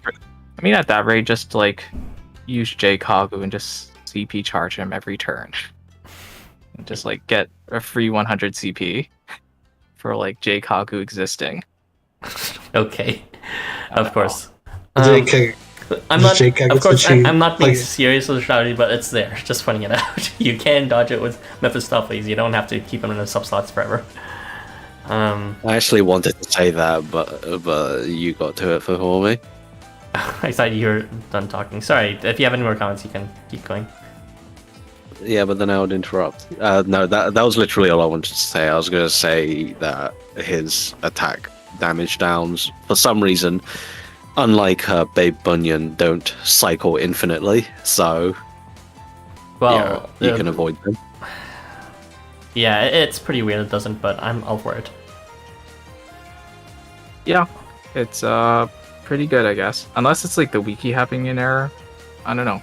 There's no way they would make an error Like, with I this. haven't- It's very specific when it mentions it's like 4 different cases like this and it doesn't move. So this is pretty much how it works.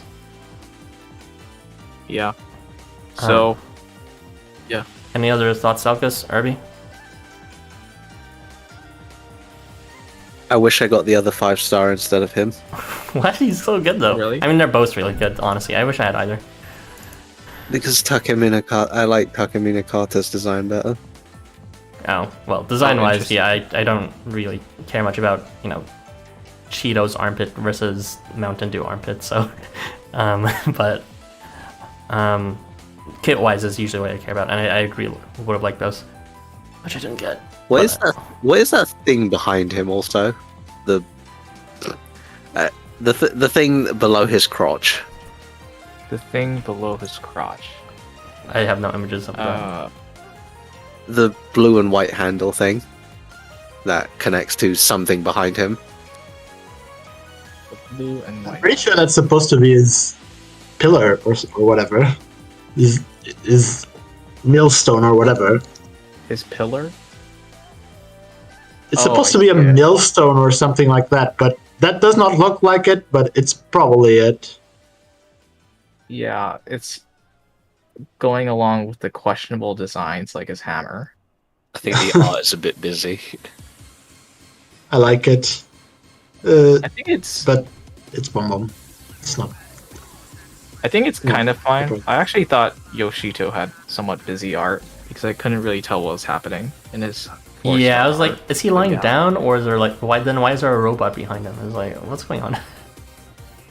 Well, I couldn't really tell what the robot was really either. Like what the robot was supposed to look like. Kind of remind me of what's it called? If you guys watched Bleach, there was that one furry captain, Koma something, and then his bunkai was essentially like, what's his name? No, not No, Koma. I was making a Yoko Watch joke. But yeah, he had like this bunkai, which was essentially just a giant samurai armor suit, and it's kind of exactly like Yoshito's. Okay. Is there any? I'm just gonna read the comments just because No. there's probably a bajillion. I think. I didn't even say anything of mine. I was letting you guys talk. What time we're good? Wait, I thought.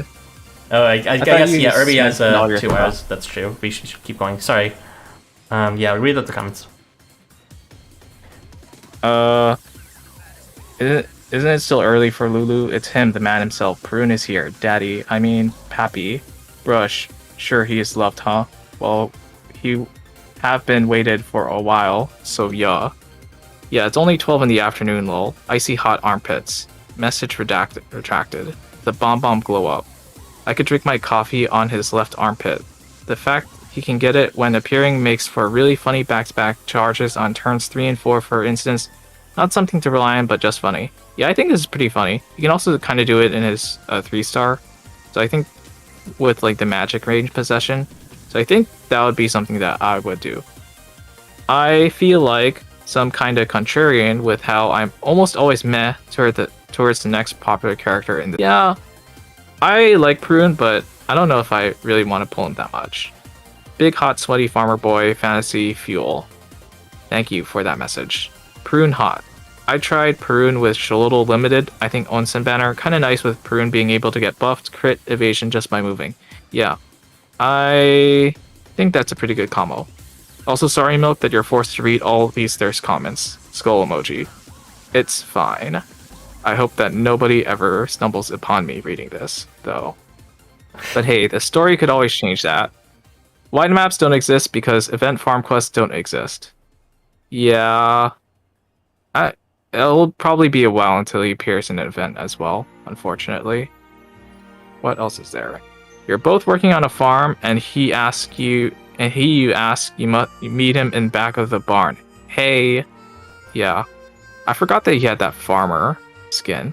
That was kind of weird looking. What AR we should put to Perun? As I said before, for ARs, just put whatever you want. The duo AR, Hogan Toji AR, Ball Ortez AR, the Wakan Daisuke AR. Yeah, you don't really have many choices. He's a 2-minute man, a one and done. It's more like 4 times done, whatever. You can probably comment on that, Ara. Perun is so hot. Use the Tenga AR for Spirit. I mean, there's not really much else he can do, so you might as well. So you're telling me he's a hard-hitting Bomb 5? Whoops, already seeded, haha. Play around with him. Yes, that's exactly what we would love to do. I think he might just buff glass cannons on the enemy when in vertical board, so better take a glass cannon too. I don't know. Okay. Sky gods tops, underworld gods bottoms. I don't know about that. TBH, I think he is meh. At least works for the nourishment memes with Sarutohiko, Summer Ashi, and Milk AR. I don't think he's meh. I think he's like really strong. I just don't know how much you want to pull for him on this banner. But like, if he's doing like 4 times as much damage as, you know, other all-range CS people, and he's like doing bajillion times more damage than Christine, then yeah, I don't know. Irby Daup's buff reversal is worth it. Zurong is brought up in a lot of streams, lol. Yeah. Is Zurong that good, lol? Yes, I think so. Ara, leave that blog alone. I guess since the tricksters have been brought up, to backpedal a bit, when someone brought up the Jiangxis as pairing up with Hekate, I think they were referring to them and their buff reversal. Okay, yeah, that makes sense. So you're like trying to get a crit plus trickster. Yeah, that's kind of spicy, I guess. Yeah, I don't remember. But does he match up? Yeah, but does he match up against? They meant tricksters and not Jiangxi. Oh, okay. I think. Yeah. But does he match up against the all-powerful Summer Kotaro? I actually do have Beach Kotaro's CS damage written down. It's actually pretty easy, because it's just his attack stat. So whatever you have for his attack stat. So that's like 4.2k, so he's doing like 10 times as much damage as Beach Kotaro.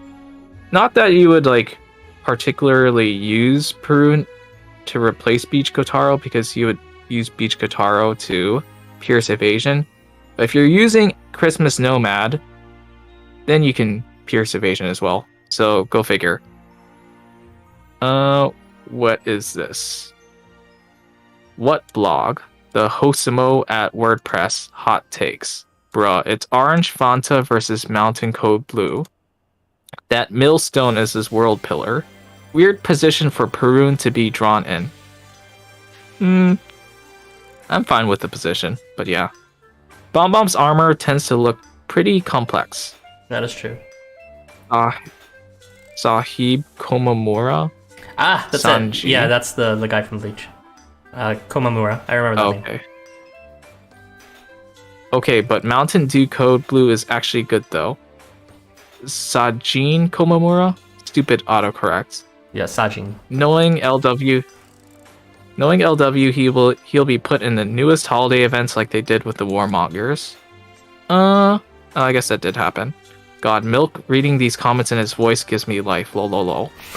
I wish they'd consider variants for characters that don't have one yet over newly released characters, but I mean, either way, a variant is a variant, so regardless of who it is, I guess it's fine. I feel so bad for Milk. Okay, I didn't read any of my things, but Ruby's gotta leave, so I'm just gonna cry that I didn't read my notes. Let's just go to Takeminakata. Ruby, it's your turn. You can maybe read your notes after. Yeah, sure. Let's go for probably the best unit on the banner, arguably. At least in my opinion. So, Takeminakata is a blow range unit most of the times. Or at least that's what they want you to think on his base rarity, because he actually, on face start, he changes to short range. So, he can actually attack things from afar outside his blow range. It's actually quite deceptive. You first look at him, you see all these buffs, and then you just think, oh, too bad he's blow range. But no, he actually has a phase start short range that allows him to clear his own column. How is he going to clear his own column? Well, he has like a million attack buffs related to him. First off, he starts off with Brawn and Vigor to self. Right on phase start, 90%. The skill seed bait, easy to work around with glint or skill seeds or whatever. Very, very easy to work around. So immediately, right off the bat, he starts with 2 attack buffs, and depending on what you do afterwards, well, he can either get crit plus, or nothing, depending on what you do. Basically, you will get crit plus if you move him, but he will also gain immobility if you do that. Or if you don't move him and don't shuffle him around with other units, he will get crit. Essentially, he has all these three attack buffs available right off the bat, just on his own. That is very good, and despite his attack stat being quite low, it still averages around 30k damage. The fact that he's an all-round unit means that also his damage can't be element resisted. So this means that he's actually a pretty good general column clearer, good unit for farm quests where you just want units to clear their own column. He also has a lot of other neat things that make him even better and usable beyond that extent. The first thing that he has to enhance this column clearing farming mentality is his after debuff effect. After debuff, he applies a Adamantine to allies one square around self, which isn't particularly important for this, but more on that later. And he also applies Brawn to allies one square around self. Naturally, since you want to column clear, you want as much attack buffs as possible on all your units, preferably 3 shot units or a combination of shot units, snipe units, or magic range units, depending on the highest damage dealt. And Brawn is like one of the rarest attack buffs to bestow to allies. This is at a 90%. It is after debuff though, but that's not really a downside, because when he appears, he applies a debuff to himself. So he immediately, right at the start of the battle, he immediately has a 90% chance, or 100% chance if he's seated, to bestow Brawn to allies all around him. So that's already a free attack buff for your other column clearers that probably won't have it, because, as I said before, Brawn is a pretty rare buff to bestow, and not many units do have it. So he synergizes quite well with any other units of the sort. He also has a pretty decent-ish heal after debuff. That's more on his other part of this kit. The other part of his kit is, if you do decide to keep him around for more than that. Perhaps bring him for challenge quests and perhaps longer battles. I think he actually has the capability to do well on those as well.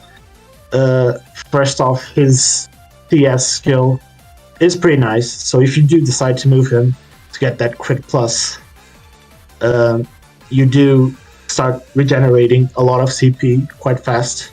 And if he does get that CS up, he's going to deal a ridiculous amount of damage. Depending on his SA level, it scales extremely well because it applies break and weakness to defense down debuffs.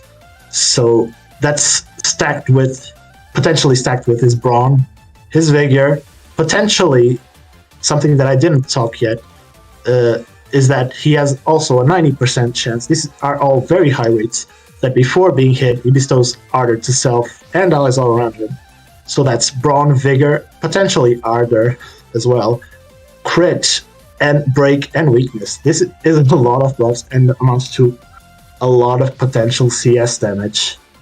And he does have the tools to survive more than one turn as well. He has in compensation for his low attack stat, which doesn't really matter with all these attack buffs, he does have a high health pool, and he does have a free guts on phase start. So that will help him keep him slightly healthy. And also, he has essentially Kijimuna's bind, which is when he's hit, he has a chance to apply bind to the units that do hit him and everyone around him. So that will definitely dampen the efficiency of the units. And it's actually the same rate as Command Kijimuna. It's a 70%. It's not super high, but it is a super strong effect as well. As most people have probably seen Command Kijimuna being used in challenge quests, it is still a strong unit to this day. And the fact that a column clearer has so much of this support for long-lasting fights, I think is actually incredible. So yeah, he's a pretty simple unit. Something I should talk about is also his versatility for column clearing as well, because he actually can equip an AR that allows him to penetrate all defense buffs, which is the Arsalan and Avarga AR. This will definitely make column clearing a lot easier, or even in challenge quests, it's going to make them as well easier in case there's someone that bestows a lot of defense buffs after being hit to the unit behind. You're gonna also equip this, and it will be pretty good on that. There's also another AR that you can equip to reach his CS much quicker, which is the Naja and Tetsuok's AR. That since he's a short range unit, he's able to on the first turn. He actually has multiple chances of triggering the acceleration and the movement expansion. Not really so much as important because he does get that immobility, but it is something to consider if you want to reach that CS faster in a challenge quest or something like that. It is definitely an option. You can also equip the AR to potentially remove buffs, which is definitely pretty nice. So yeah, he's pretty much just a column clearer. I say pair well with other short range units, as I said before, and mostly used for stuff like seed farmings and coin farmings or anything of the sort. All his rates are very, very high. They're all average around 190%, with the lowest one being the 70% bind, which is very good. He can also pair him with, if you don't have the Arslan or Varga AR, you can also pair him with potentially a support Christmas Nomad or something like that. Christmas Nomad's buffs, none of them interfere with each other, so you can actually give him even more buffs and give him the ability to to Deal even more damage. essentially deal more damage and also penetrate defenses as well. So that's pretty nice. And he can give Christmas Nomad a buff that he doesn't have, which is Brawn.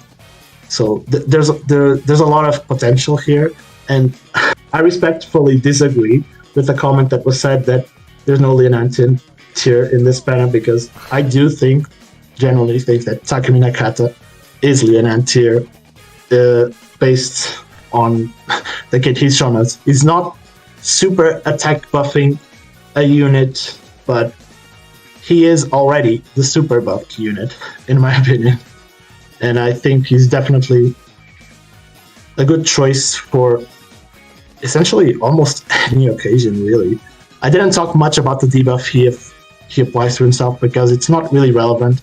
It's mostly for flavor bonus and for triggering his after debuff effect as soon as he enters a battle. Which is essentially just he takes a little bit of extra damage from slash and long slash units, which it's like 1.2 times. Doesn't make a lot of difference. All the same. He has a high health pool. Guts. 1.2 times damage is not that much. It's like no one ever uses ARs for the defense to weapon types. Same thing for this. It's like very weak that you're not gonna really be playing around that, or to avoid quests that have slash units. So yeah, those are pretty much my thoughts on it. I mean, I guess eventually if you are using him and he eventually loses his short range, he does become a bit lacking on his range, but even as a blow range unit, he can potentially just completely destroy the unit in front of him and still provide some support to his allies. So as well as quickly charges CS to gain magic range, so that's pretty nice. It's a very simple unit. I would say that I could probably describe him in two paragraphs, as you said before, for Perun. Not quite Perun, I wouldn't be able to do that, but I think he's pretty simple to describe and an extremely easy fit on essentially any team, really. The blog described it in one paragraph for him, so yeah, not surprised. So yeah, I don't have much else to say. These are my thoughts on it. Okay. Do you think you can wait around for listening to us, or do you gotta go? Yeah, I can wait a bit more. Yeah, I think it's starting 15 minutes later actually today, so it should be fine. Oh, all right. Then I'll let you guys comment on that. Milk, Zalgus? Milk, Zalgus? You there? Okay, be first, I guess. So when I was referring to someone with a terrible attack stat, I was referring to Takeminakata.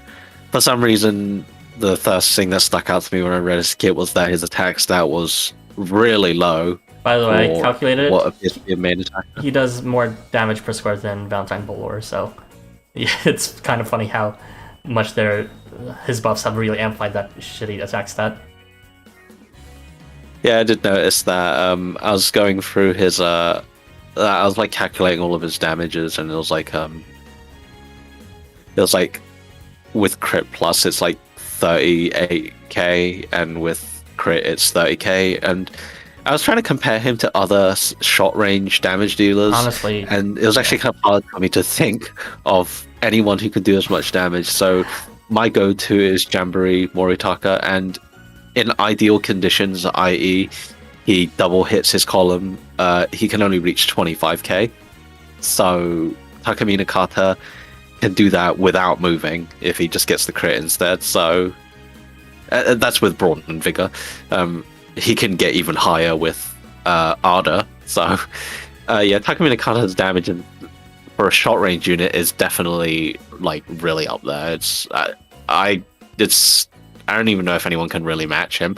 I was going through the short range units and I couldn't find anyone. Generally speaking, glancing over it. Short range units have not been the best column clears in terms of damage. It's usually been magic range damage dealers with Valentine Bolor or Valentine can go.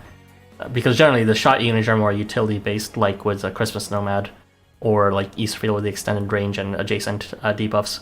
But they haven't really been the best in terms of clearing their own column super strong. Like Ashley Magic Range damage dealers did better than that.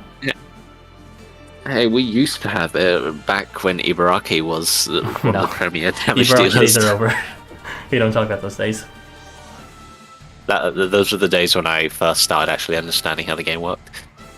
But yeah, I would say that if you plan on using Takeminakata, he's definitely someone who's well worth attack seeding, just because of how much he amplifies that 1k you give him. Interesting, like Takamaru as well. Just he almost doubles if you fully blossom and level seed him. So that's like a free damage buff kind of right there. Well, not really free because that'll take like ages to finish, but you know, something worth considering since he like big damage is fun. Of course, you might also consider he might do enough damage already, and it might not be relevant. So you know, it'll be up to you and what quests you do. Did you mention the Pollux Bathan AR, by the way? No, I didn't mention any ARs, and I don't think Milken. Sorry, Irby mentioned it. I haven't mentioned that AR. No. What is That that? gives like crit, doesn't it? Which is like It gives crit crit plus when you. It gives crit plus when you attack while you're below 50 HP. I thought that was a good one just because at base it's a 2.5 times multiplier, and you'll never trigger it when you don't want it because you have to move to get crit plus. And that goes before, when attacking, obviously. So there's another buff that you can stack on top of crit because, obviously he needs even more buff stacking. It's kind of ridiculous to think how much damage he does, honestly, but if you intend to use his blow range, also, you might want to consider someone who can actually move about units or move units about so that you can actually lure them towards or, push them in front of Takeminakata, since if he's blow range and he can't move because of immobility, you can't really get much out of him. I forgot he has blow range. I feel like he's only blow range to have the good ARs. Maybe. But yeah, I don't have too much else to say about him. I kind of I wish I got him. I even did another 10 pull for him just because, maybe I can get him. And also, I think he's cute, but I did not get him, so sad. Yeah. All right. I also forgot to say something, which was that his 3-star is also still pretty good and still deals a decent amount of damage as well. Too bad. I agree. If you don't have Takeminakata for this coin grinding thing, just give up. You will not get a ideal possible 4-turn setup without sacrificing a coin giving unit. Because Takeminakata is the obligatory column clearer in the new semester. The other one being Easterfield, kind of. Yeah. So I did not pull his 3-star either, so that's why my clear vid only had that 80%, because I had no other units from the new semester 1 banner because I refused to pull on it. Seriously. Wow. Yeah. I mean, I don't want anybody on the new semester 1 banner, so I'm not gonna pull for a coin bonus. Yeah. So regarding this unit, I wanted their 3-star.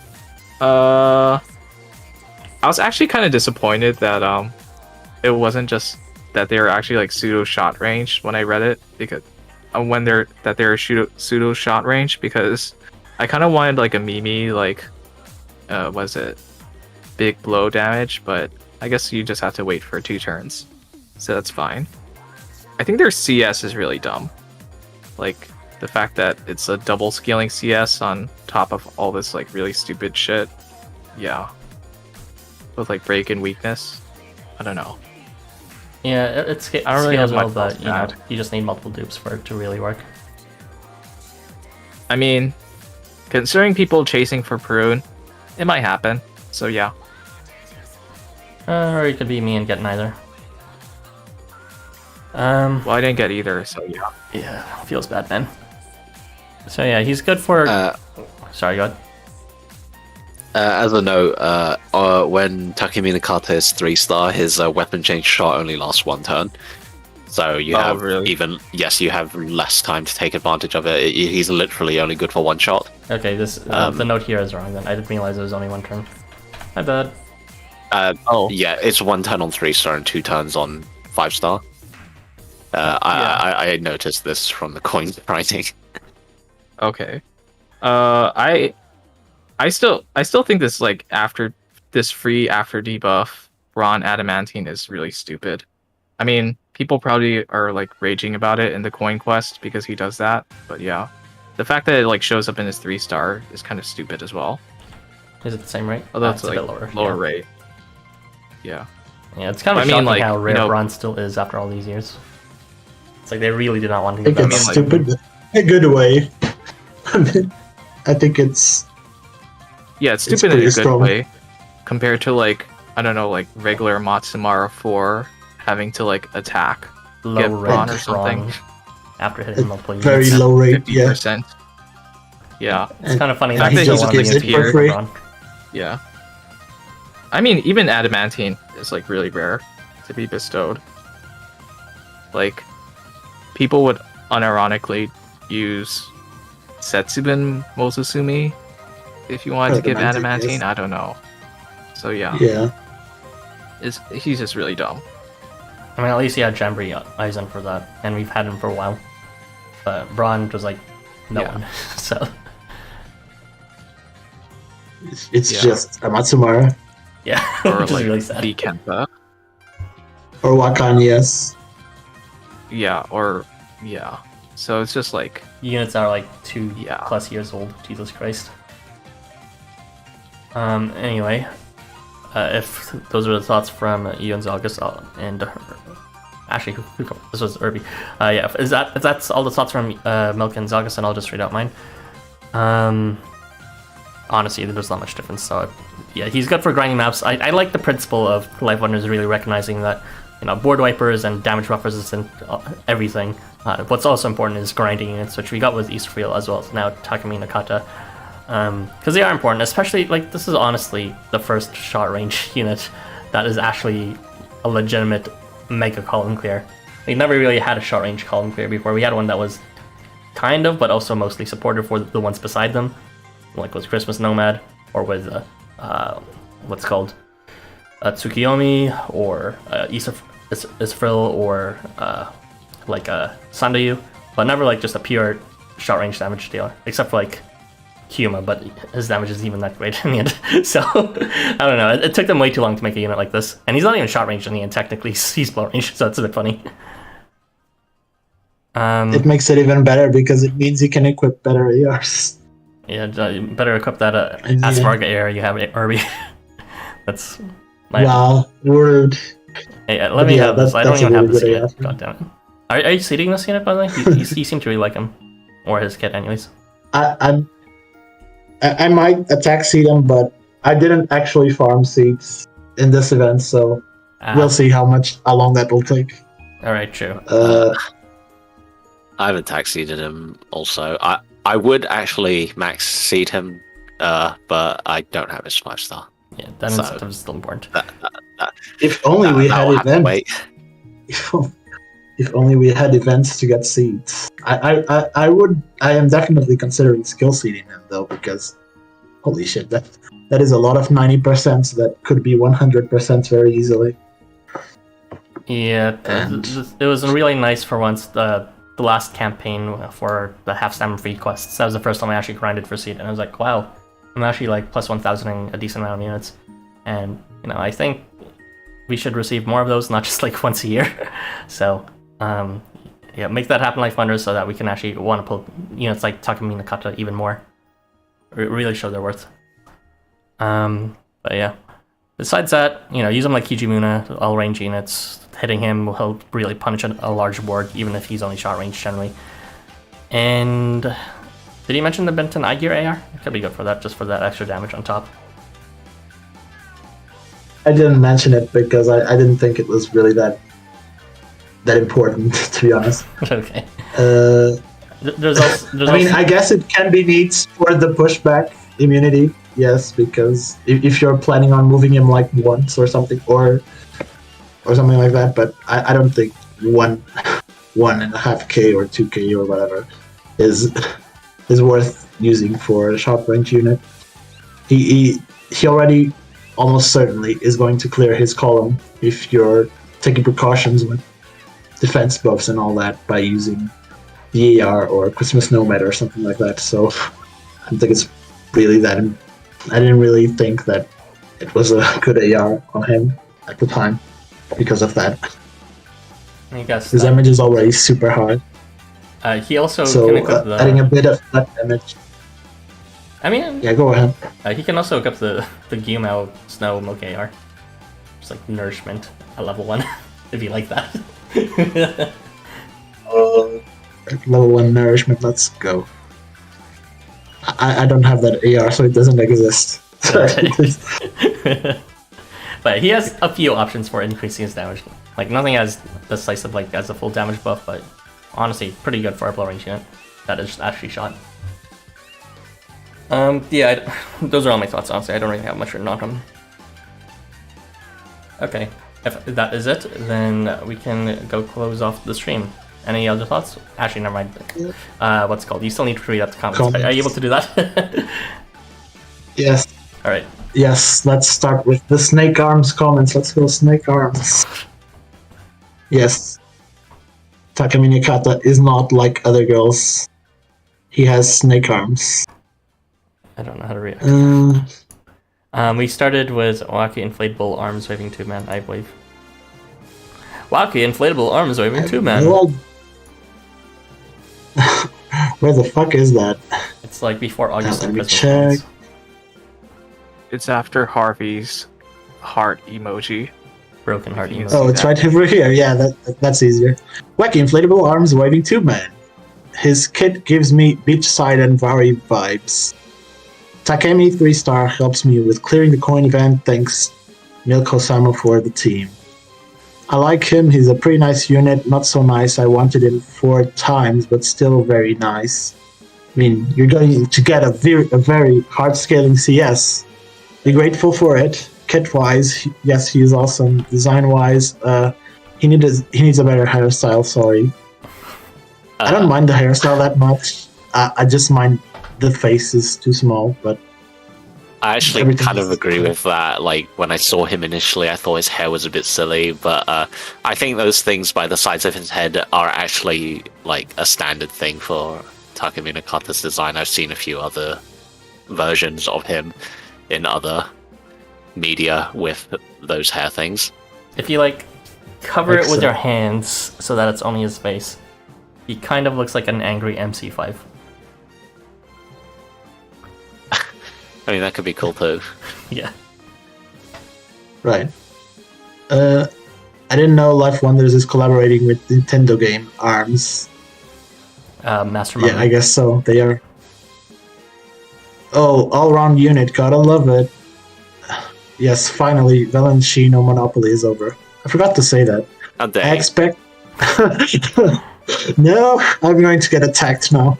I expect Ashigara, Yasuyori, and Takeminakata fan art on my desk by the end of the week. There already is one, actually. There is? Yeah, it's been safe for work as, like, Mohamu, I forget his name, Twitter name, but he does a lot of Yasuyori and Ashigara fan art, and he did one of Takeminakata, including them. Did he just erase Shino? It's neat. What, me? No, I mean this artist. You're saying he drew the Hakenchi and then he drew Takeminakata?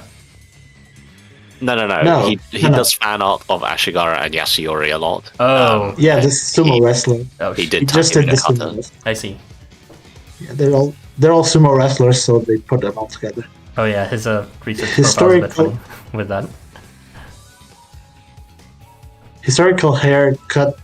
He looks much like Avarga for me. He doesn't look like Avarga at all, in my opinion.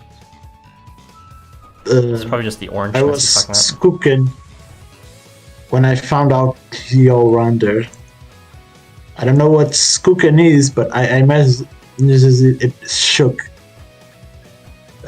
Just want to point out he's our first 5-star all-round in main pool, and the second one since Valentino. Yes, it is. Takeminakata is god that fought the thunder god Takeminazashi or whatever, I don't know how to pronounce it, and lost, then had his arms turned to ice and crushed. Yes, that's why he hates Moritaka. The boy who beat MC to 5-star all-round, Craig Tuga. Poor Shino, he took away his uniqueness as the only 5-star all-rounds. Now everyone can forget about him. Not pensive, more like poggers. Very poggers. No one wants to see your fully leveled seated Chinos. No one's using them. I have to speak the truth. The people need to know. No one uses them. I know. I don't either. I used Christine support more than Valentino, but I guess I now have that to scroll Perun down to the exists, Christine, I so won't get out of the way, Yoshito. It's too sad. I don't. Now that Perun exists, I won't even use Christine anymore. That's very sad. The only reason the all-round slot exists is now if you want a second Takeminakata, or if you don't have your own, or if you use Jurong in support, which works too. I guess it can be support Jurong. Yeah, his myth is tragic. Alright, he is supposed to be Daikoku's son or something like that. I don't know. Oh, maybe you can forget about Shino, but Shino's only thing is that he's just an all-round 5-star unit. I mean, I wouldn't say that's his only thing, because he literally has... Lucer's correcting himself right after he's saying it isn't. But I'm sorry, you said it first, Lucer. That is his only thing. I have no idea. Oh, he corrected himself. Yeah. Sal, this is so sad. Play Arms OST. Chino's only thing isn't. Yeah, okay, that makes more sense. Alan Shino was a lifesaver during my early days. Dude wouldn't die, so he has my respect on that account, at least. Doesn't Shino still give guts? Autocorrect with my statement. This is Daikoku's son. Guess the apple fell far from the tree, Volos. Kind of, yeah. Yes, but Tadatomo power creeped him. Actually, Shino needs a skill evolution ASAP. Like, there's no reason to use him anymore except for a husband. Read to. Oh, reasons. Harv, please. So he is shot for 2 turns at face start, then I guess it's back to blow. So even with all those buffs, after the first 2 turns, taking advantage of the buffs is hard because his range is low. If you're using him for grinding, but I guess that's you're gonna be one-shotting every phase, so it doesn't matter. I don't think it would matter even outside grinding, to be honest. If you're not blowing up everything with him, I mean, why are you bringing him at all? Yeah, this thing is like instant killing with his damage. I just realized you can... Yeah, sure, maybe you can last a bit longer, but come on. The phase should... The board should already be almost clear by the time he loses the weapon change. I just realized you can see his arm stubs in his 5-star art. Yes, you can. SA is called Mishagushi, or whatever you pronounce it. That is a god of spirits that live in the stones associated. That is the male organ. They're both represented by snakes. Yes, he does have snake arms. I didn't understand a single thing of that. I will believe it. The crafters have prosthetics. He has his SCA as one too. I don't know if it was mentioned before, but I believe that taking damage from slash long slash is a nudge to his loss of arms, mayhaps. Yeah, it's definitely that. It's also probably why he hates Moritaka, because of the ice blades, as someone said before. Takeminakata and Ishaguchi got merged together over time. Before we end stream, can we hear your notes on Perun, Ara? I'm curious what you had to say. Sure. Also looked at Later. no hands. I'll just say it when that's we're why closing out. there's like more. Sorry, go ahead. Okay. Bad taste. My Kengo has been at plus 980 for so long. 1980. You know, seeding takes forever. Even after all that coin farming, it's gone in like 2 or 3 level skill seeds. Pain, yeah. I actually am missing level seeds. Hello, based milk. I have no idea where's this about. I only got Israfil 5-star on new semester 1, and he named a 3-star. Kind of sad, but they're permanent units, so it's just a matter of time. Yeah, I guess so. You did get the only limited one, so you can potentially get all of them later. It did happen 4 times. I got Perun, and I seed him at level 80. And I just pulled Hekate 4-star, but I think I'll stop there and just leave it up to time again to collect these units. I love his design, more sumo boys, I agree, his design is great. The problem is that after 2 turns he becomes bad. I mean, it's I fine. don't think It's like so. his first charge is good enough. It doesn't matter like if they're not amazing later. That first charge is so ridiculously good that who cares? Yeah, I think he's amazing enough to continue beyond that, especially with his charge. What you guys don't like login simulator? Dog emote train. A lot of dog emotes. Oh yeah, you already seeded your Yoshito, right? Yes, I'm just missing 3 level Cs, so next event he'll be next for sure. Dog, it's not what I meant.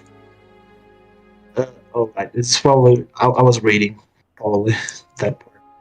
The only all-round that matters is MC5, no exceptions. I can respect that. I mean, Durangski. Autocorrect. And that is it for the comments. It was autocorrect because the correction was actually correct, and your correction wasn't actually fact. Anyway. No, you. Yeah, we can go ahead and close off the stream now. But Aaron. Yes, I will give my thoughts on Perun briefly. So this is a bit of a weird section. But yeah, my thoughts on Perun is that I missed... Yeah, he's good with getting pretty much any other damage booster because he doesn't really have much common buffs. So even Lian and Chi would work with Perun, which is kind of funny. Despite order overlapping, she still gives to Mephistopheles and Fushi and Yoritoma as well. And also he has that really crappy charm, like weakening. So if that's actually a problem, you might want to consider bringing River Shiva for charm resistance. And lastly, I'm surprised no one mentioned this, but because of it, he's kind of like as a part of a charge clock, you may want to pair him up with other charge clocks to interleave charges, or you know, maybe not just charge clocks, but people with reliable charges on specific turns. So this includes Summer Kotaro for a second or third turn charge, depending on what AR you have. You may also consider Valentine Guillemot because he has 50 CP on face start, but he's not very strong. And also Shiva, but you know, he can't really buff him. And or Walk and Talk on Mugen, but then you have to move on the first turn. You may also want to consider what's called Tindalos 5 for charge every third turn. So you have options to fill your first turn for charge and your third turn for charge and your second turn for charge predictably. Yeah, those are my thoughts on Perun, which is kind of randomly inserted here, but now you know. Anyway, let's return back to the conclusion of this. Yeah, so what are your guys' thoughts on Part 2 in comparison to Part 1? As well as what are your thoughts of this new semester year as a whole?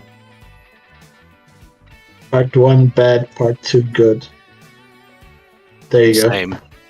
Really? I mean, as much as I wanted to pull Israfil the moment I saw the kits for Part 2, I was just like, no, I'm dropping it. I want Takeminakata instead. So I can see some truth to it. Yeah, my opinion is that, like, both the design-wise, like, I didn't really care about anyone from the first banner design-wise either, except Genshin Turing. Impact, though. Don't you want our Genshin Impact representation was Turing? Who? Oh, that.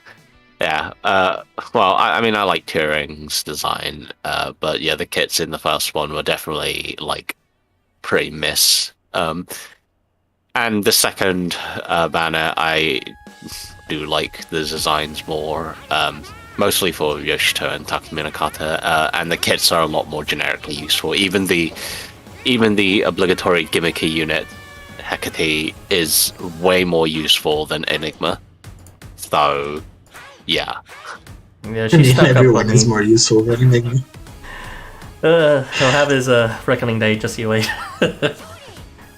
No. But yeah, Hekate is much better. Any thoughts on... Yeah, I think Yeah, I was gonna ask you, Mo. Go ahead. Part 2 Yeah, I was think wrong. part 1 is awful. Part 1 is awful. Part 2 is okay. I don't know if it's like a must pull banner, but if you get people from it, they're pretty strong. So yeah. My thoughts on it are Hekate kind of surprised me with the more I thought about it, the more I feel like she'll have long-term use just because of her like debuff to allies role. So she might be like another Jurong or Jamboree Aizen in terms of just filling way too many situations up. But besides her, yeah, somehow we got a Christine replacement we didn't realize we have been craving for all this time. That just does it so much better that you'll never use Christine again, unless you don't have Perun and support. And also, finally, after 10 million years, we have like a column clear that is dedicated as a column clear for short range. I don't know why it took so long for that. Shocking considering like they clear columns better than magic range units anyways, more efficiently that is. And what was the fourth unit that I didn't talk about? Oh yeah, it was Yoshito. He's okay, yes. I don't know. He's a bit of a meme, honestly. I'm still, I'm probably not gonna. Are you guys hearing Robots. Yeah. Yeah. Ara's turning into a robot. Oh. Yeah, it's still going, I think. Sorry. Is it? Oh, no. Yeah, I Upright. should be fine now, but I dropped some frames a couple of times in the stream. Sorry about that. There was one time in the middle of the stream, but I didn't mention it because someone else was talking. Because you look, I believe, when you're reading comments. Sorry about that, but yeah, I'm gonna have to check my internet after this. But you guys can hear me now, fine, right? Yeah. Yes. Okay, good. But yeah, Yoshito, as I was saying, is kind of whatever. It's good general purpose unit, but I don't use general purpose units even if they are big brain. It's nice to have an extra option for Friso. And yeah, Isafril is probably the one I wanted most in the last banner. Turing kind of, but like I could live without him knowing part 2 exists. And overall as a whole, like honestly these units are much stronger than previous new semester units. It's just that we now have this stuff in addition to the new semester stuff that doesn't seem as strong. It doesn't seem as like it's breaking new ground. So I think we're just used to the amazing kits we have now. Like I agree with Irby's assistant fully that we do have Lian and tier units here. It's just that Lian has the impact of being the first of her kind to be that strong, whereas here it's like now we have so many other super strong units that it doesn't seem as amazing and it's hard to recognize. But yeah, this banner is definitely worth pulling in terms of it's offering more options as I mentioned in part 1. Again, reinforcing more column clears, more board wipers, more stuff like that. But it's not really like what's called, for the most, putting us in a new level of power creep, except for maybe Perun, which is kind of ridiculous as damage. But yeah, that's pretty much it for my thoughts. I think the rates on everyone, as in skill rates, or for this banner, are actually all really high. I don't think anyone has any low rates except for like Yoshito's crit. I was just thinking about the obligatory Smoky God mention, and then I thought to myself, wait, does anyone even need him? Yeah, that's why I kind of think that this banner is really good, because everyone has a neat purpose and has really high rates, in contrast to part 1, which was all very mediocre rates all around. 50% Logic Bomb. That's trying to remember the name. That's so bad. Ooh. That's what I was saying. Just like ignore that and pay attention to the anti-tank function, which I still think is neat. But I don't have Turing 5, so it's irrelevant to me since just like Jamboree Jamboree Shiro, Turing loses a lot of utility if you don't actually own him. The only rate I don't like is Perun's 80% rate for nourishment. Yeah, kind of even like- if you skill seed it, it's not going to be guaranteed, so it's annoying. You're going to need like a boogie. bring the clip. I am very lucky, and in the farm quest, it's actually very convenient that we're using Israfil, because he does have a like relationship with Israfil, so he can get that extra 10% and get the Kool-Aid AR for 100% there. That's actually quite lucky and convenient to guarantee that nourishment. Oh yeah, no one can really equip the Kool-Aid AR in this set, can they? And Vari can. Did you have me? I guess that's true, yeah. So let's finish. Wow. And Israfil 5-star as well. Yeah, Israfil 5-star can too. And oh, If you're using- unfortunately, Anvari for me is using the Guildmaster's AR for the rank EXP because I usually do that. Nah, I had to put Kool-Aid AR because I can't handle all these 90%. I might end up doing that because same reason. I don't even know if these quests give any good rank EXP. I need to check that. I don't think they do, but I don't know.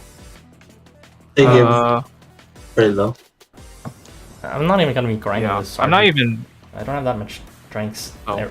They put too many campaigns together side by side that I just ran out super soon. Oh well. It's the drought. When's the guild coins quests right after? Those are actually the best ones because they give even more coin, I believe, than the coin scuffle. Yeah, but then you need to wait a week until Anvari or Berserkus pops up again. Yeah. It's worth the wait. I'm not even So- grinding the coins. I'm just grinding seeds and flowers again. 'Cause I'm not Running gonna. coins Yeah, I'm not because gonna I didn't grind coins before. I'm not gonna listen to Perun's weird Yasuyori voice. Oh right, I forgot to say 80% Perrin's voice. voice is very weird. I mean, I like his design, but his voice is kind of a mist for me. Because that's not how I imagined how he'd sound. Oh well. Yeah. Anyways, yeah, that's it for this discussion. The next, discussion is probably not going to be covering anything for next May because I will be away for next May. So, no content during that period. Sorry, guys. But I'll be back eventually, the month after. And I believe May will most likely have Chapter 13 stuff. So I will highly recommend you guys go check out everyone else's channels in the meantime and get the different sources of discussions for the Chapter 13 banner whenever that happens there and all that. So yeah, but that is it for this stream. I'll go ahead and read out the comments and then I'll start closing it. Looser in denial, I see.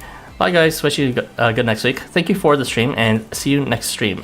Bye everyone, great stream. Part 1 bad, part 2 good. Pass it on. Genshin Impact. Part 2 instantly better was Yoshito. Yoshito's kind of Kenshi fan service since he can make them. Well, he has those skills from inheriting it from Yatsufusa. Great stream as always. Have a great day or night, people. But that's the best part. Alright, we're headed off now. Let's say our goodbyes on 3, everyone. 1, 2, 3. Bye. Bye.